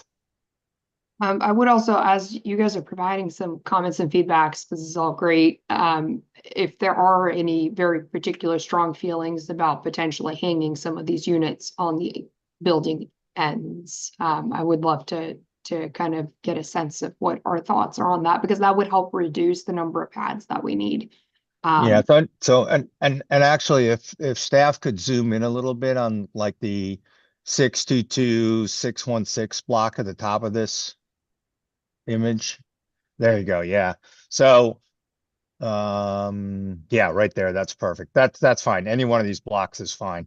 So what we're this is one of the options which was targeted at maximizing the distance of these groups from the buildings, right? Because we have, again, because they're stacked, our concern is that the people who own the bottom units all of a sudden are going to get, air conditioning from 3 units stuck outside their bedroom windows, which is not very nice to them. And we don't feel, and so we're trying to find ways to minimize the impact on the people, particularly the people on those lower units, right? Where this is a new noise source for them, right? So that's part of what we're hoping to get is imagine a world where we take the units on the end buildings and those hang on the ends on the sides of the building, which is really unobtrusive to anybody inside, right? And that leaves 4 blocks interior, and those would maybe merge into 2 blocks of 6 that are kind of at the wood line trees, kind of at the wood line. If you look, we have basically kind of grass behind here. And where they sit today is roughly at the woods line, where they're drawn here, more or less, right? And then beyond that is woods, Yeah. right? And so right now they're kind of, and I think that's correct, right? In that these are, we walk the site and these are sort of showing more or less pushed up against that woods line. Rob, may chime in really quick. So Yep. some of these are pushed up against the woods line. So if we're looking at this stack right here, 00 through 02, 06, this actually backs up to Woods and then Barron Cameron. But given the limitations of the copper piping and all of that, we can only put them out so far. And whereas if we had, the ability and more run, we could actually put them out further, but we're not. But, the other thought is if we back it up to Woods, so going back to 01, my building, I'm a bottom unit and I face Hickory Cluster. We have from my bedroom window to the woods, say it's 20, 25 feet. From the woods to Hickory Cluster property line, it's probably 50, 75 feet. But by putting it to the woods, it's able to be kind of backed up to leaves and greenery and whatever, and then we can work around that. So it's a better blend aesthetically, and it also masks kind of the sound. So you don't see all of these compressors as visible as you do if you go to like Mediterranean, or if you walk over to the townhomes right past there where they have the big ones right outside their windows, or you look at Park Reston, they have 6 of them sitting on gravel. So it's just visually sound and everything. So we're all trying to take into consideration looking for what you're wanting as well, with the limitations of what we can and can't do with the piping. We're not trying to dump it off on Hickory Cluster or the woods or whatever it is. Great. Guys, did you have any questions, comments? Yes. No, I don't. Okay. Thank Ramon? you. You have a Yeah, question? I do. I'm curious to know why an analysis for a punch out in the HVAC closet for a compressor wasn't considered. I know this development quite well. So why do an outside compressor when you can do it inside the HVAC closet? They were not able to do that with the system. Why? Not enough room? There Is is it cost? Is it a cost issue or is it? No, it was just a systems issue. Once you put the unit in that closet for the condenser, I'm not going to try to give the engineering answer beyond that. We did not want to put. I'll tell you, we didn't want this really. Well, Truly, we were trying to keep it as condensed as we could. Is And the engineer on this call? they are not. Okay, well, I'd like to explore that because I believe there's plenty of room in those closets to do a punch out in the wall. If you go to slide 12, staff, I'm not as familiar with these, Ramon. Are you suggesting do a PTAC unit where there would be a louver on the outside Correct, property? correct. Are those the utility closets, right? Oh, go So back. so so each unit has 2 closets, left and right, because I've sold a bunch of these, and the HVAC closet, in my opinion, has plenty of room for a wall-mounted compressor with a punch out. Obviously you'd have to create an opening in the brick. That's my opinion. I think there's room for it. These outdoor compressors, I think, would be a nuisance. I know the impact on Hickory is really Maple Ridge, because Hickory is a little bit further away, but Maple Ridge and Hickory are the same HOR cluster. However, I think that that's feasible. Is it a cost issue? We've looked in the past. I know I look personally, I was not on the engineering team. I'm not the engineer, but I know when we first started contemplating this 3-4 years ago, those closets are smaller inside than you think because there's brick and then there's 6-inch CMU walls.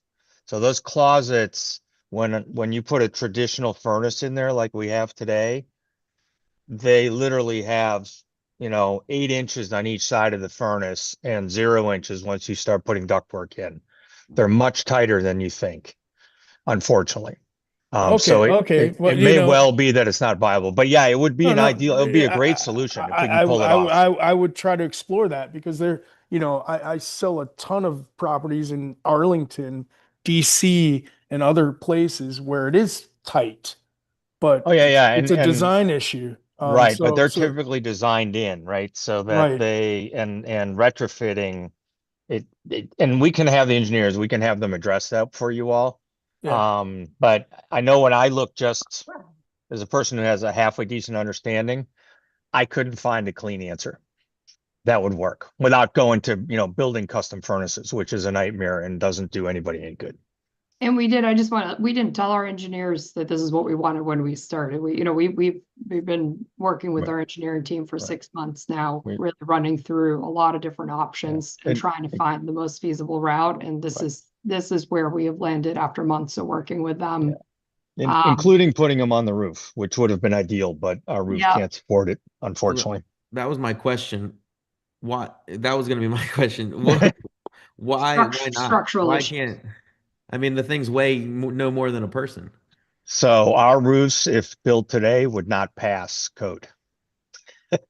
These were built as apartments in, end of the 60s. 1960s. Yeah, no, 1967. Understood, but I mean, the thing doesn't weigh more than 100 pounds. We'd have to reinforce all of the roofs to put these on up there. We did look at that. I mean, it's a flat roof. I would find that very hard to believe. It's also access. We'd have to work on the access and we would have to reinforce the structure. I guess my big thing that I see, and I'm jumping out of turn, is HVAC units. I get that you guys don't want them to impact you, but the problem is that you guys just have never had them. I mean, you think about all of our residential guidelines, our condo guidelines, all the guidelines that we have. We actually say you want to put them pretty close to your buildings, because then that way they don't impact the neighboring properties. You don't impact the views. I mean, I'm just seeing the impact of the view shed, which is going to be immense for these lower units that now look out at these beautiful, woods in the backyard. Now all of a sudden they're looking at, 12 different AC units that maybe will be screened. Maybe we'll have plantings in front of them, underground conduit that's going to get filled with water and ruin the insulation around the condensate lines. Like, I see a couple issues with it. That'd be my kind of initial feedback. I love the idea of mounting them on the ends. I think that is, I know some ends have windows though, but I know some don't. So I know that doesn't solve everything. No, they don't. Most don't. That was the question that I was going to ask, is how many of the units are like photo 11 or like photo 5? Sorry, I'm looking. You have one staff. Sorry, page 11. Page 11. Like this one is like the main one when you're looking from the top lot. Yeah, this is the 4 stack, right? So this is the 3-bedroom ends. So at one end of every block of 4 buildings are like this. So I think that's 4 units. So Michael, I think Maybe that's 6. closest to you. I believe you said you live in Coulson last time I was on one of these calls. That's building 25, 27, 23. So if you come down from the Coulson cluster, down the little swivel, and then walk up the stairs, that's where that's at. Yeah, right. Sadly, I've moved from Coulson, but I did live in Coulson. I lived in Wainwright, so I'm very familiar with the area. So, so Emily, so it sounds like there's one for every. What about on page 6? There's another style of unit that's like almost, there's one little tiny access vent. Where's this? That is right there at the new construction on the other side of that building. So Yeah, that's that's You can see the 27. gazebo that's to the building left there. 27. Yeah. So And how- that is all of the other ends of our buildings are like that. Oh, so we have a lot of blank end walls with no windows to deal with. Correct. Correct. Yeah. That's where my I brain believe, is going. yeah, I believe the compressors can be wall mounted. That's my belief. And in my experience seeing the HVAC closets, and most units have 2 closets. They have a storage unit, and on the other side is HVAC closet. Every unit is built that way. They're all the same. Correct. Correct. And Yep. there's 1 bedrooms, there's 2 bedrooms, and there's 3 bedrooms. Correct. Yep. But they all have the same configuration out on the balconies. One side is storage, the other side is HVAC. Correct. Right. I think that's the way it should go. So are you open to a hybrid approach? I mean, we've got a lot of property, and I'm just thinking putting 152 units on the side of the buildings is a lot. But we also And they face can't all Barron- go on the ends, to Cassandra's point too. They can't all go on the ends due to the Correct. runs. So you're gonna, if we do the middle or the sandwiched condos, they're gonna have to go on by people's balconies. Basically. Right. But probably 2/3 of them could end up on the ends. But we also face Barron Cameron in the woods where we can decorate it so you're not visually looking at that is where my head's going. So blend it in behind greenery and trees and fence it off so you're just looking, so it has Right. access to it to repair or do whatever that needs, but also so it just looks aesthetically pleasing. And it's, Barron Cameron doesn't impact anybody, I wouldn't think, other than the creek that runs through it and the highway. So there's a good stack of units that face that way that we can disguise it of some sort, especially where that we can't fit them off on the side of these units. Because we're still looking at also Dominion Power coming in and potentially putting meters places. And so when you come to the end of this project where we've got compressors and we've got electrical meters and we've got all of this, we want you guys to be prepared, but we want to be the best facing forward. But we don't want you to say, well, you put all those air conditioners on the ends of it. Now you want to put meter stacks outside. Also, it's too much. So we're just thinking about what's coming down the road, how to do this the best way. Mike B, did you have anything? I was going to ask about the roof, but it seems like that's been already kind of dismissed at this juncture based on the need for structural improvements, which is kind of a shame because it feels like that might have been our path of least resistance, or at least least heartburn. Some of For them lack of- on the roof. Like if we're talking about a hybrid approach, I mean, like obviously the weight of all of them on the roof might be too much, but could we That put I get. some of them on the roof?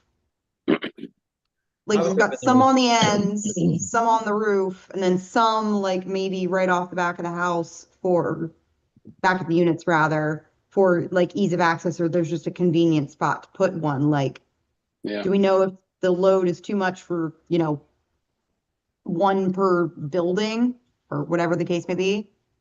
But how would you get to that unit if it's broken or you need to turn the power on and off? Well, you have a ladder. I mean, it could be like, you have 2-story entrances from the front. I mean, the simple 20-foot ladder gets up there to most of these things. I don't believe that's allowed if you put them on the roof. I think you have to have access to do a shut off. We have Does to. not require ladders. You have to have stair access somehow. I think. I don't know if it's stair, but I know there's issues with the current access to the roof would not meet code is what we're looked at. So there's an access issue and there's a structural issue. Could it carry some of these? you know, we didn't ask them to say how many could we put up there. Right. Yeah, if the initial request was, can we put them all up there? I get that. That might be feasible, but you know, if it's a question of, you know, one ladder access point, or you know, the upper units in individual buildings, maybe their units could be assessed on the roof. I don't know what it looks like, but I wouldn't dismiss it at this juncture, especially since we're talking about a hybrid. My only other point, Michael, was with the understanding that we wanted to kind of provide a basis of design for appropriate improvement when the time came. Was there going to be any conversation or thought with regard to a drop dead timeline for, look, fine, make the improvements over time with the understanding that by no later than X, everybody's going to be on the program here? Just, you know, that way we don't have a hodgepodge of mismatched units and whatnot over time. Yeah, I mean, I think they set a Obviously- condo guideline. I mean, because I think ultimately, or Cam's raising his hand, but I think they set a Sure. condo guideline. I don't think this is a enforced requirement, right, Cam?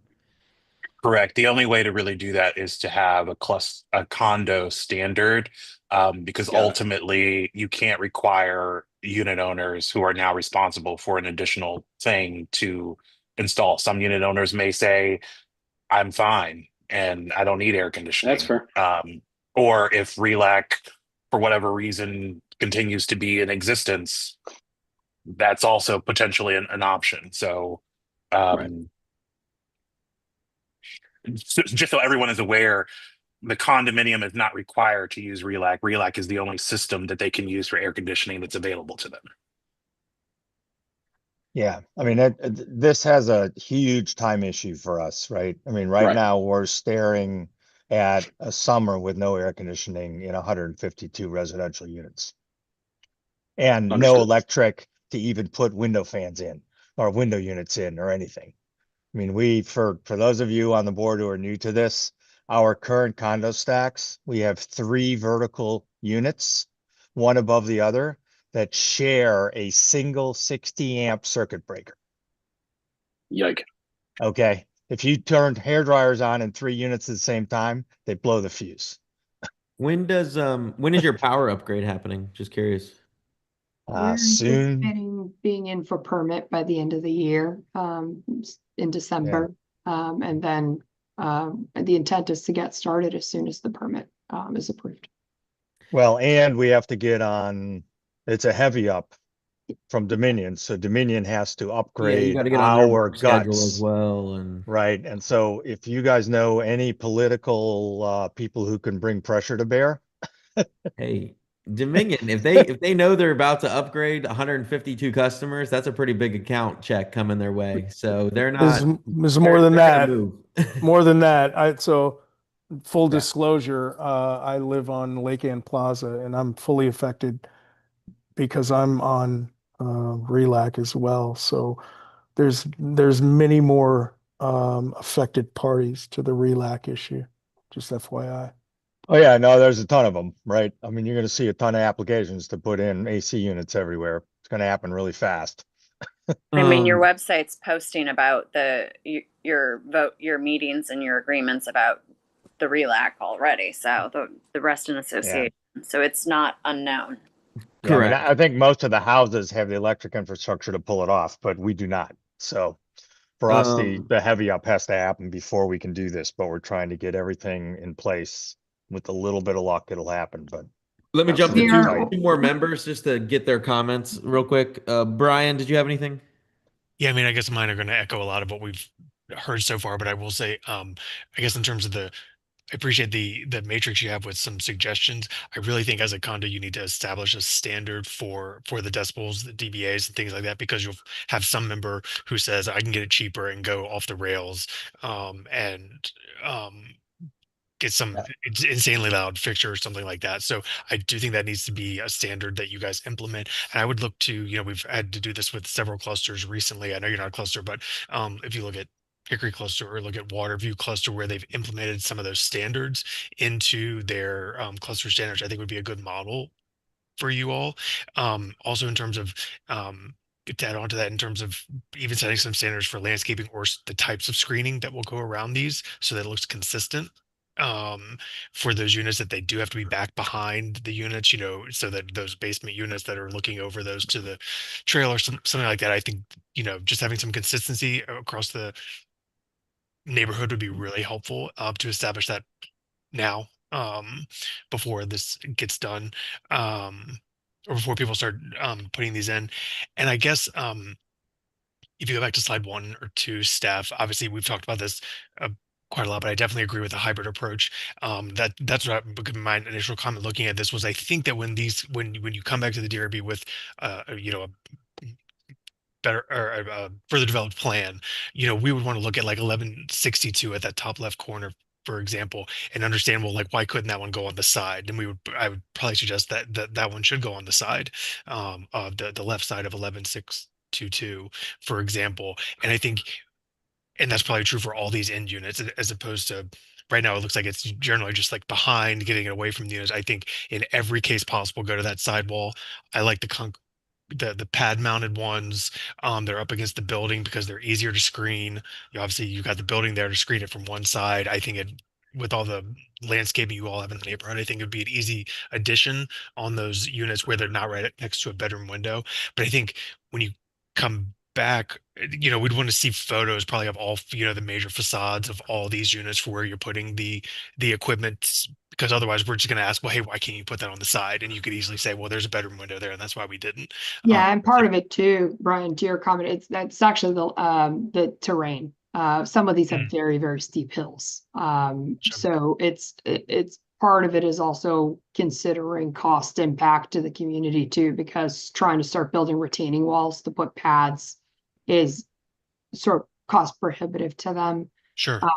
So that's part of why some of these aren't shown on the side right now, but which is why we're thinking the hybrid, to your point of being able to move some of them hung off the building versus the pad to help reduce the pads. I'd be surprised. I guess I'd be surprised if you would need retaining walls for putting them on the side. Obviously, it's a case by case basis, but I think that's the kind of effort that we would expect to see. I mean, we've seen this in other clusters where they've had similar issues like that, and they've been able to kind of put it in without any kind of retaining wall and things like that. So, but of course, you've looked at it more closely than I have. So I totally see what you're saying, but I think just that kind of case by case study of where they're going on each building is going to be really important to sell it when the time comes.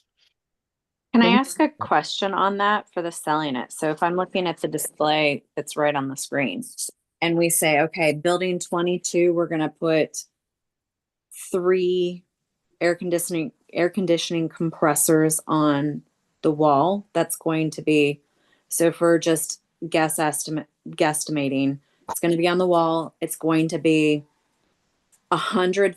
There's 8 trees between here and the Mediterranean neighborhood. There's a fence and it's about 100 feet. Buildings 20, 18 are going to back up to Barron Cameron. We're going to shield it with, and it's backed up to woods. Plus it's 20 feet from the building and it's 100 feet from Barron Cameron. Building 18, we're going to put it on the side. We're going to put this many units. And this, is that the type of full explanation is what you're looking for in detail? I think I would say yes, because I think that you're exactly right. Those units 18, 16 that back up to Barron Cameron or whatever more middle of your neighborhood are going to get a totally different treatment than the ones that are right up against Mediterranean or on the other side right up against Hickory. You might have to have a different, more robust kind of screening solution there that you'll need on the ones facing Cameron. Yeah, 22 is going to face 2 units if it's on the side at Mediterranean. So you'd have the 3 compressors facing Mediterranean, but there's a tree line and a fence line and it's X amount from that unit. So is that the scope of detail you're looking for, just so that we have it right the first time? Well, I think so. And just, kind of ample photographs of like you're standing on the side of 22 or the back of it and, giving us a view all the way around to adequately describe that, just to like ward off questions and things like that, I think would be hugely beneficial. Okay. Yep. Great. And then Heather, did you have anything? Everybody took everything I was going to say already, Sorry, I except came to you last. I'm sure you had it's them all okay. first, though. No, it was the roof thing. That was my big question. Looking back at the photograph where that we were looking at the end of the building on the snow, in the snow, kind of struck me that this would be an opportunity. It's an end of the building. This would be an opportunity to have a row of them on the ground. I do like the idea of them on the ground better because they are easier to screen that way. I agree with Brian. It's really important when you come back to have a consistent plan around the cluster for how you're going to screen these. That's the only issue I see with not doing them all at the same time is I don't know how you, if you plan for an enclosure for 6 units and only 2 of them ever get put on there, then you have a giant enclosure. So thinking through that Yeah, but process. the reality is every one of these units will end up with air conditioning. I mean, maybe you'll have 1 or 2 who don't, but there's nobody who's going to live in these units over time and not put in air conditioning. It's just a matter of time. And You're quite frankly, the upgrading bulk of them will do it on day 1. You're upgrading the power. They then now can plug in a window. I'm just hypothetically speaking, right? Now they can plug in a window unit without tripping a breaker. And well, yeah, but window units, I believe, break your covenants, and we also can I'm build talking about the window standards unit and that's say just they're as not like the allowed. little plastic piece, right, that you stick underneath. Oh, you correct, don't even correct. see. As an Correct. example, I'm just saying, right? So, Correct. Cam, Yep. go ahead. Yes, I just wanted to point out one particular item. I would imagine procedurally just how things are going, which is why we wanted to get you all in November because there was no December meeting, that you're probably looking at it in concept approval before you get a final approval. And a suggestion that I would make in that process might be that the DRB does a walking tour with the applicant. I think a site visit is extremely important, especially when you're bringing in a new item. And I believe Vantage Hill Townhomes will be breaking ground with at least their row for models sometime in early February of next year. I don't know if that will have something to play with in terms of this particular project, but I do think it might be worthy to mention that there might be a DRB site visit that happens, that the DRB will walk with the applicant and kind of point out some of those particular things that might be helpful as you all start to talk about more specifics when you submit your application. So we can kill 2 birds with 1 stone. Heather, do you have a additional comment? Yes, the other thing I was going to say was going back to the question about electrical meters on the buildings too. I think it's really important that you think through these things together and where are the meters going and how large are the meters, and are you going to put them all across the end wall and then not have room for the HVAC units there? Just in answer to your concerns earlier, yes, we want to see all of it. We want to see that it's a coordinated approach, and the details that we're looking for are exactly what you were just talking about too. Yeah, we're trying to get that feedback from Dominion right now because ultimately they're not giving us a choice on where the meters go. We do, it's partly a cost issue too, right? If Dominion provides the meters because they're getting new accounts, they're paying for it. So there's a lot here. We're trying to see what can we get covered by Dominion versus what we need to bear on the community to try to help stretch their funds to cover as much as we can of these upgrades. So it's we're exploring both options. Dominion isn't going to give us much of an option on where they go. But we would like it to be as clean as possible if that's the route we go, or the community may choose to move forward with meter stacks on the interior and the electrical rooms. And we're exploring all of those options right now with our MEP team. Yep. Well, you guys are dealing with a lot of challenges. I'm gonna throw one more idea out there and then we'll let you guys break.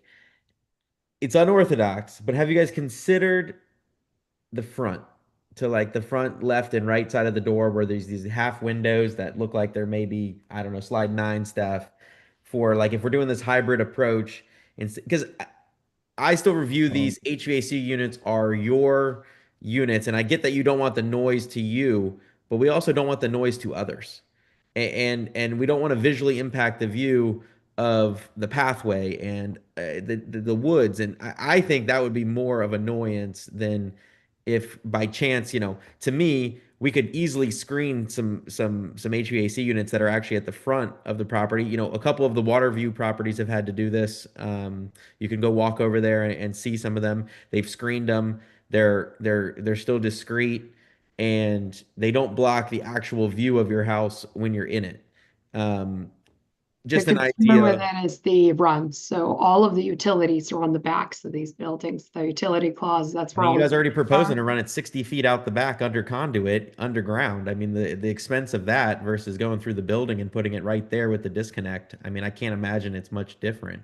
Well, I mean, so also, unfortunately, I had an engineer unfortunately, told we me have once, he said, asbestos. you never want to put condensate lines and the line sets underground. He's like, Yeah. the thing's going to fill with water. Yeah, It's going to there's that. deteriorate the insulation, and it's going to be obsolete in 10 years, and you're going to have to replace your line sets. So you guys are going to have That's a an interesting whole, idea. The problem is going up from there, but that's an interesting idea. just a thought. I'm still kind of Personal. struggling, you all, and just my personal thing is that we still have a ton of property, and I think that's being mistaken or not looked at here, like 200 yards from the green trail or some of that. So like when we're looking at this, it seems like a big deal, but we have a lot of Rob, how many acres do we have? 27 acres left or something like that? We are on. We have 15 acres, but we do have, I mean, We have a ton of property, and I don't want you guys to discredit. But Cassandra, think of it this Yeah. way. Let's say all of Colson Cluster and all of Wainwright Cluster started Yeah. putting their HVAC units 50 feet out their back doors all Okay. along the woods, right? Okay. It would start looking bizarre. But if you I can't think that's see it part of the. if you were to Also- mask it with trees and it's in the woods where you can't see it, It's a mute point. I'm sorry to say that and cut you off, but you can't, as these as the refrigerant lines continue, going a certain distance, you lose the efficiency. right. Understood Yeah. that. Talk to your There's a engineers 100-foot about- max. No, Yeah, we already I- have. There's a clear limit there. I Absolutely. think we're looking at like 20, 30 feet. I'm not, I mean, Well, some of these say 80 feet. no. Ignore that one. That's 27. not true. Okay. What I was referring to is clustering them, in ton of property and locating, putting more screening devices like trash collection areas in different areas. That's going to be a lot of undertaking for We don't you. have trash collection areas. They're I internal. mean, it's not about that. It's about collecting them like enclosed space in your lots of property is not going to be, and we can talk about them here, but you're going to find that your engineer is going to say no to that immediately, because that's going to be very costly and not efficient for you for all these units. The best, in my opinion, is your roof. I suggest talk to someone else, with the roof construction. We do this all the time. We beef up the roof over top of the roof as a catwalk, kind of like a deck system where you actually put over your roof, a small support system where you put the condensing unit. It isolates the vibration to the unit below because you're not actually on your roof. You go from exterior walls to exterior walls. There are metal systems that actually do that. I'm not sure why they said no to that, but I checked the code again. You do not need a stair access. Over 4 stories of a building need a roof access if the roof is occupied. Your roof is not occupied. It's a mechanical roof. And from the front, you have 20 feet or 25 feet height, just like anything. I mean, if you don't want to use that roof area, then you're going to have to probably visually see these things wherever they come. We do have 4-story for clarity. Yeah. So that would Over hang. 4-story. Well, but not on the front. You can get access from the front. No, there's nothing more than 3 stories from the front anywhere. Actually, 2 stories because you can There's walk also along a the whole space. roof. We can. I mean, I just checked the building code. The building code does not Yeah. prevent you from that, and there are other methods also to go up. So you're saying that there might be a mechanism that it's not actually supported by the lack of a better word, the ceiling of the upper unit, It would actually Yeah. be a structure that essentially hangs from the outside walls. Well, Yeah, I you kind mean, of span it it. So like, depends it depends on how your roof is structured, you know, and a good contractor, a good architect can actually, you know, identify these things. I'm not going to solve this problem for you, but what I'm suggesting is on the roof, we do this all the time I mean, I work in historic buildings, similar situations happen, no ACs, you know, are present. We put a condensing farm on roofs, a lot of these historic buildings. And the way sometimes we do them and screen them, and most of the time is you have a roof and you isolated, you know, with space. And it's kind of like, think about it like you're building a deck over your roof. But the supports need to go to the structural areas, not at, you know, so it's like a catwalk over your roof and then with Yeah. screens around them. These Right, condensed units right. need to be exposed, these particular ones need to be exposed to air.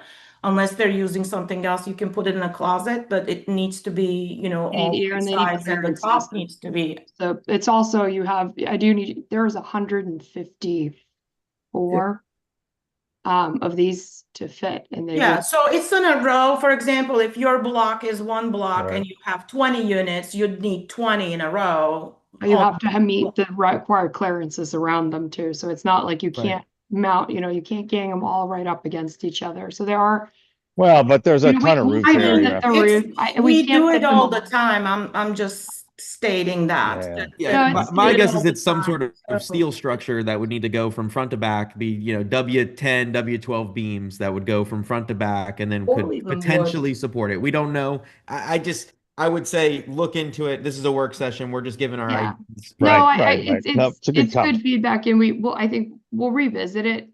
We did try the roof was a request by the community when we started working with our teams and trying to figure out how to approach this.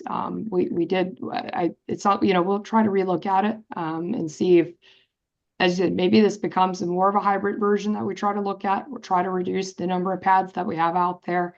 If by the time between us submitting this paperwork for this work session and our meeting, we try to start to get creative with these pads and the hanging versus pads versus, we're trying to figure out how do we minimize this impact, because no one's excited about these. But we also want to make sure that we can get everyone AC. And maybe it's all above, the stairwells, and it's just, that area where you have access to get into it from a condo association. I don't know. So look at that. Thank you for coming.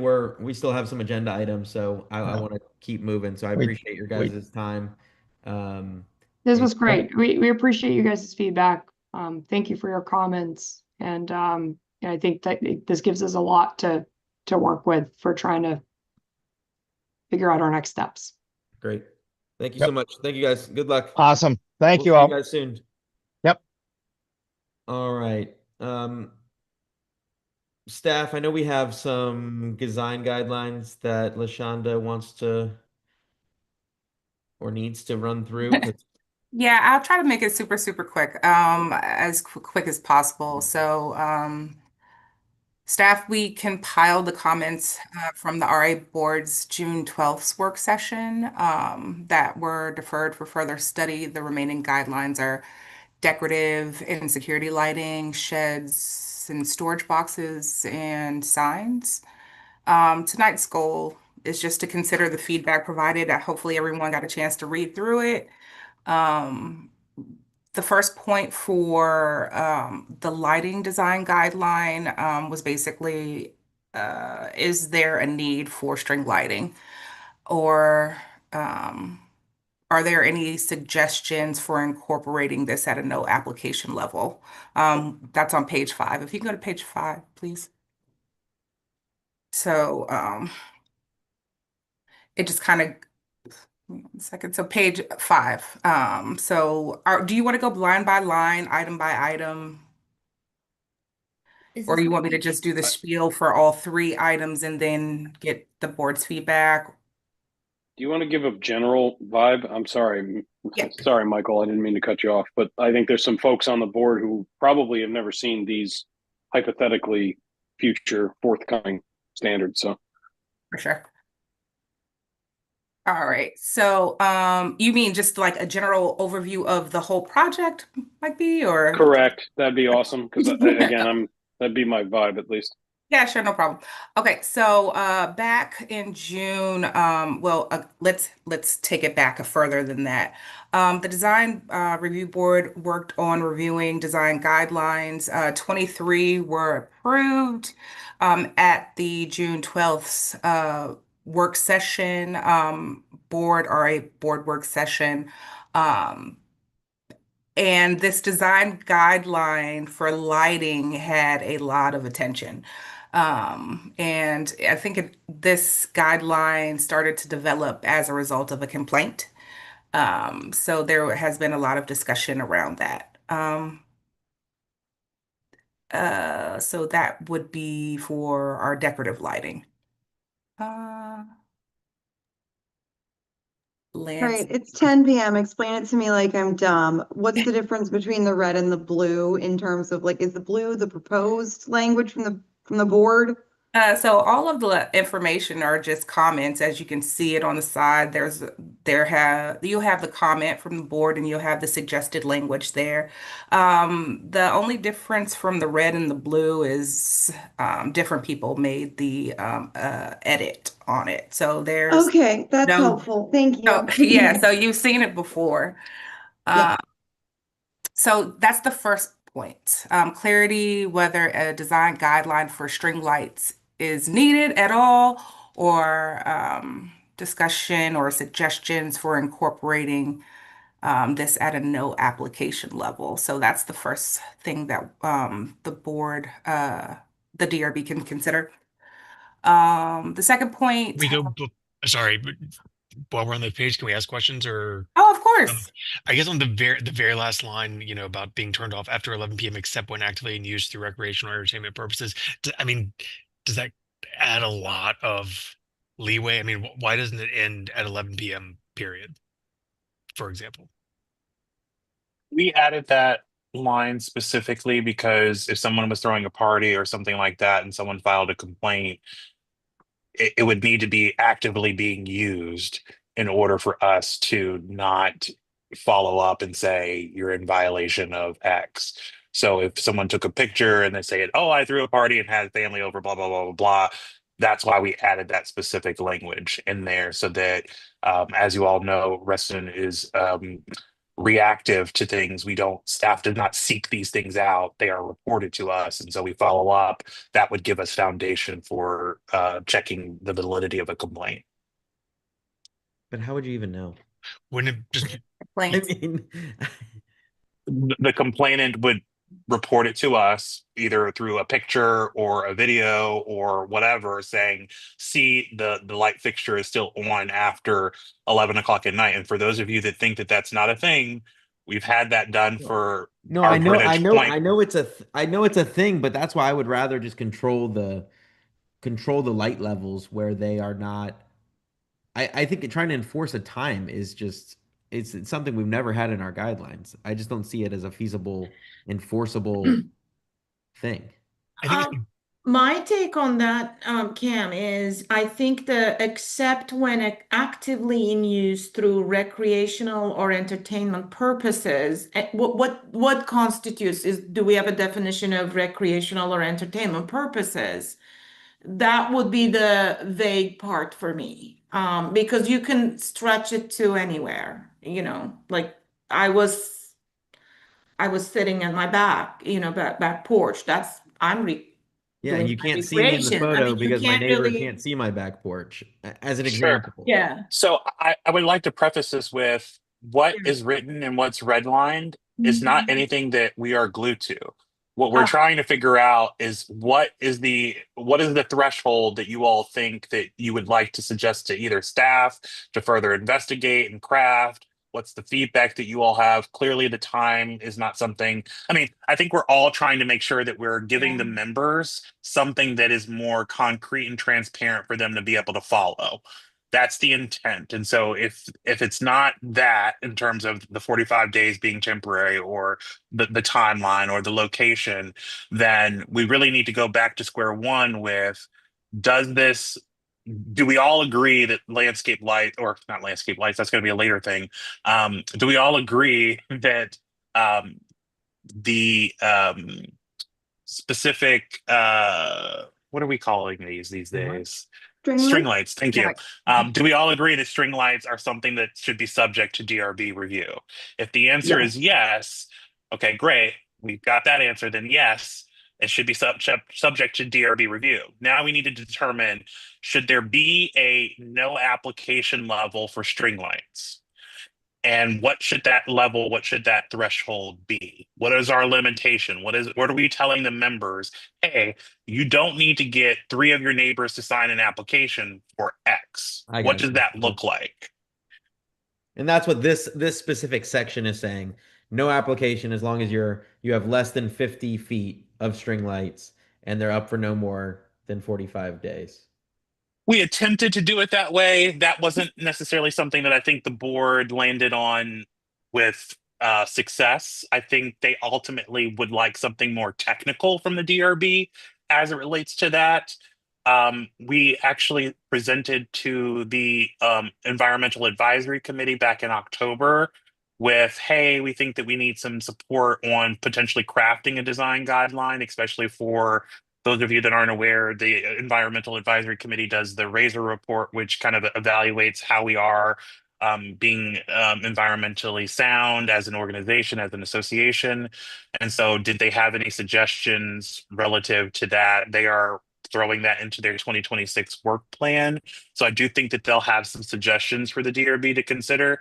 But realistically, those of you that are familiar, one of the things that we had talked about previously was looking at maybe quantifying with foot candles and being very specific in our specifications so that we could direct the member to that. There was a little bit of concern from staff's perspective that a member who is going to Amazon and a member who's going to Home Depot is not going to know what foot candles means. And a lot of those lights might not even have it. Exactly.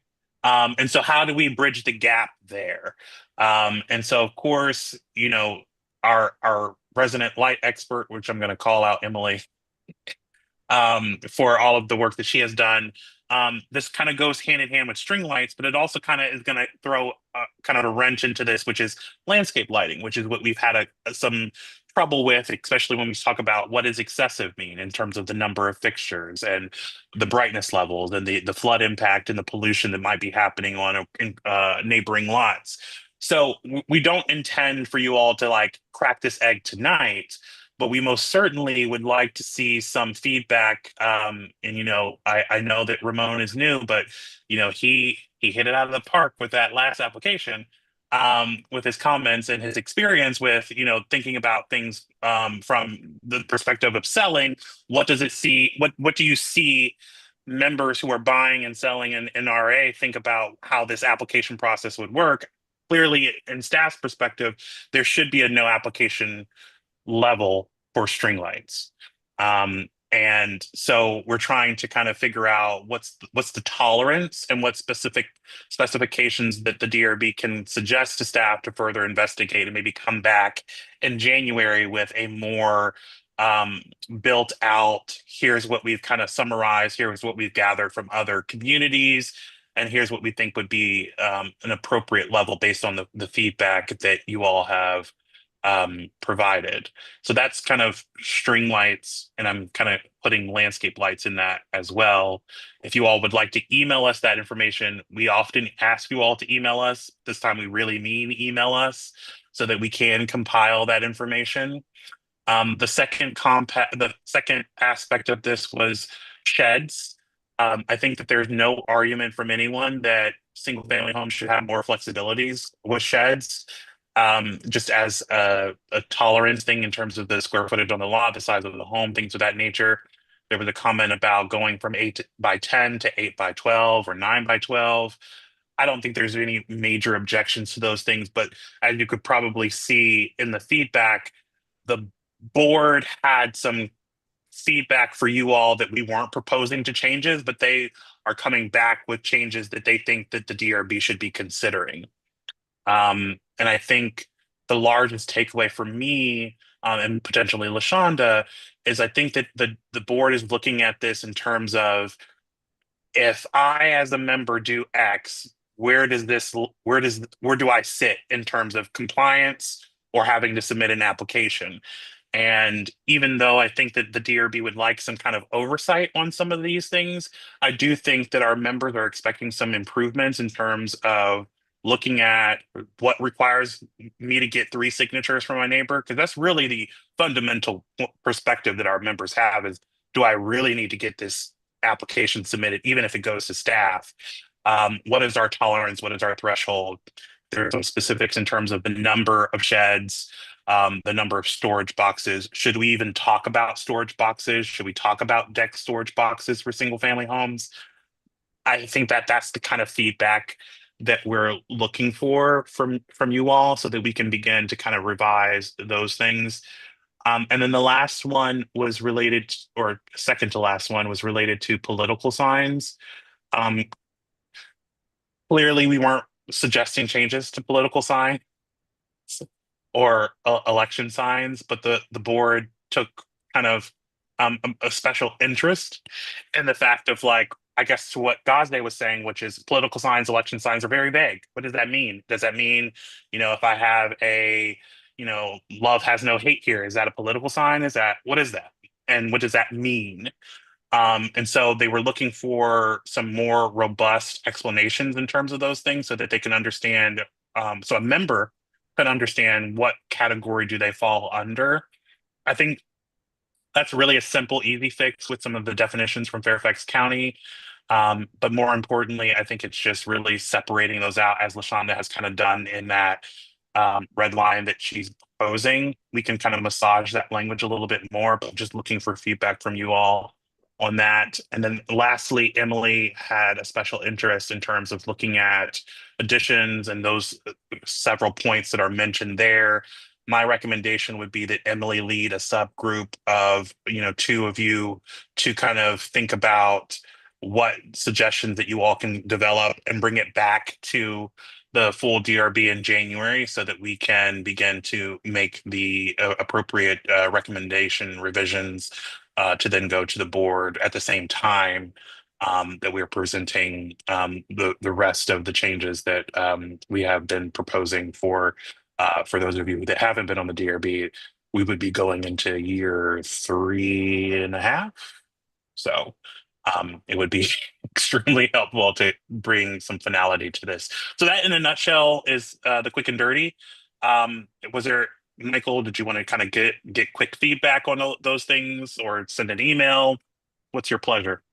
Yeah, I mean, if anyone has any comments on top of their head, say it. And if not, and you think of something later, Emily, go ahead. My just immediate question is, between now and the full meeting, one, yes, I would love to get 2 volunteers to work with me to go over the lot coverage stuff, but are we allowed to have, like, let's say, okay, because we're not going to have a DRB meeting in December, we could do like 2 quick little meetings and be like, okay, on this meeting, we're going to talk about landscape lighting and just kind of hash out what, like, maybe we all email all of our thoughts in, and then we have a baby meeting to just talk about the lighting, and then we have a baby meeting to, like, maybe talk about the signage and like the sheds, because I feel like that'll be like shorter, and so we can kind of like chunk these out into slightly more tolerable meetings in terms of just like making them focus. Are we allowed to do that and have a full panel meet or full DRB meeting? No. You can have a work session, but you still have to publicize it. How long do we have to publicize it for? 2 days in advance. I would be open to doing work sessions on these items that are publicized 2 days in advance, sometime between now and the January meeting, just to give us time to actually dig into these, to have discussion about it before we're sitting in front of full panel, like trying to, after a long 3-hour meeting. That's my thoughts. Specifically on just the lighting one, or you're talking about your sub panel as well? I think, no, our little sub panel, I think we're going to handle, but I think if we could have a meeting about the lighting and then maybe a meeting about the signage and the sheds, I think those could be combined into like one hour long meeting, that we could just do independent meetings for these things broken out rather than trying to tackle them all at once. That's just my thought. I mean, maybe we could do it all in one meeting, but yeah, I think we're all tired right now. No, I am. I agree with you. I don't mind sending you some comments, but I don't think I am seasoned enough to make some language and the rest of. So I can't. I don't think I can meet with you right after. Yeah. So, the only thing, staff, what if we, no, I was thinking if we have some way to put it right after a panel meeting, because our calendar, that's kind of the next, well, I guess it's only as 2026. But I don't see when would you even be able to do that type of meeting, I guess would be, um,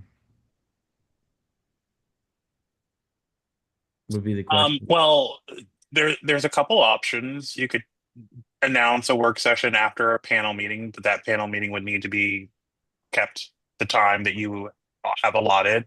Number one. Number two could be that you have a brief meeting before our December outing, since you all have confirmed you're available. But I don't think that that's fun for you Oh, all. that sounds terrible, Cam. I mean, unless the beverages are flowing early, then fine, but you know. And String then lights for everybody. Tis the season. The alternative could be that we could potentially control the January full DRB meeting, and dedicate time on the agenda. So we would maybe have one item versus one or two items, depending on the complexity. I would imagine if 1390 Concord Point did do their supplemental work, that would be the only item we would put on the January full DRB meeting if you all wanted to discuss design guidelines.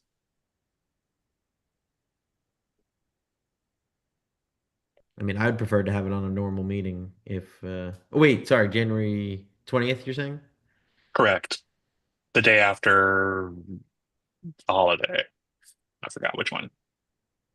Martin Luther King Day? There you go. Yeah, I mean, I would rather have it be on a meeting that we already have, frankly, but that's just, that's just my opinion. I definitely would, if it's the main thing in the meeting and it's just not the thing But that I we're would looking at I after would 3 hours. say that everyone needs to email feedback if you have any. Yeah. Because I think that basically will push people to actually read it now instead of waiting until we're looking at it 3 hours after a meeting. I read the synopsis and I did not go through all the detailed language. I don't like looking at red lines. And then, so anyways, I particularly don't care about much of it. I think it's okay, minus the time thing, but I'm not going to die on a hill about it. So, and then who else? Emily, was it you and I who volunteered for that subcommittee? Was somebody else volunteer for that thing? I don't remember, but we'll take a third volunteer fourth now if anybody's willing. Were these the ones that I presented at the actual RA meeting that we got hollered at, LaShonda? Yep. Cool. That was a long time ago. Yeah, depending on schedule, guys, I'm happy to jump in if you're looking for a third sacrifice. I'm thinking that most of it, like I'm gonna send you guys like my draft thoughts, because a lot of it I'm just gonna be riffing off of the regulations from other governing bodies and standing on the shoulders of giants for this. So it should be relatively straightforward. So I can just email that all to you guys with the goal that we discuss it before the January meeting one time at least. Okay. Okay. Let's jump over to the calendar then. Does anyone have any issues, comments, thoughts? I have no thoughts. I'm devoid of thoughts. So can I assume when Camellia comes back from maternity, she would join our green panel? Is that accurate, Steph? So Ramon. Oh, wait. Oh, sorry. Oh, Ramon's going to join ours. Yeah, this is just missing Ramon. Sorry. Welcome to the green panel, Ramon. Thank you. We're second Tuesdays of the month. They're a lot of fun. All right. Well, if I don't see anything else on the agenda, right? Hybrid meetings. Damn, don't make me throw that out when everyone is like angry and wants to go to bed. You can bring it up in January if you'd like. There's no particular rush. Yeah, I'll And bring Camellia it. will be We're not back. going to have a hybrid meeting in January, so it's I think once again, I only am pushing for those for when we have big applications like Reston Town Center and other big redevelopments that I think would be very beneficial to be in person. So We will bring it back up when you're ready. sounds good. Well, I think next time we'll see everybody is the holiday, whatever we're calling it. Thingamajig. Social, and yes, it should be on your calendars. Ramon, you should be getting an invite relatively soon. Please reach out to LaShonda to let her know if you and your potential +1 would like to attend. But otherwise, we will see you all on December 10th, LaShonda? Yeah, 10th is what I have. December 10th? 6:30. We won't say where. Why? Because this is live streamed and recorded. Oh. Yeah, good call, Cam. Well played. My house. Oh. That's where the pre-party is. All right, sounds good. I'll make a motion to adjourn. I'll second. All right, all those in favor say aye. Aye. Aye. Thank you guys. Motion passes 8-0. See everyone. Have a good night. Thank you for everyone. Go to bed. Bye. Good night, Good everyone. night.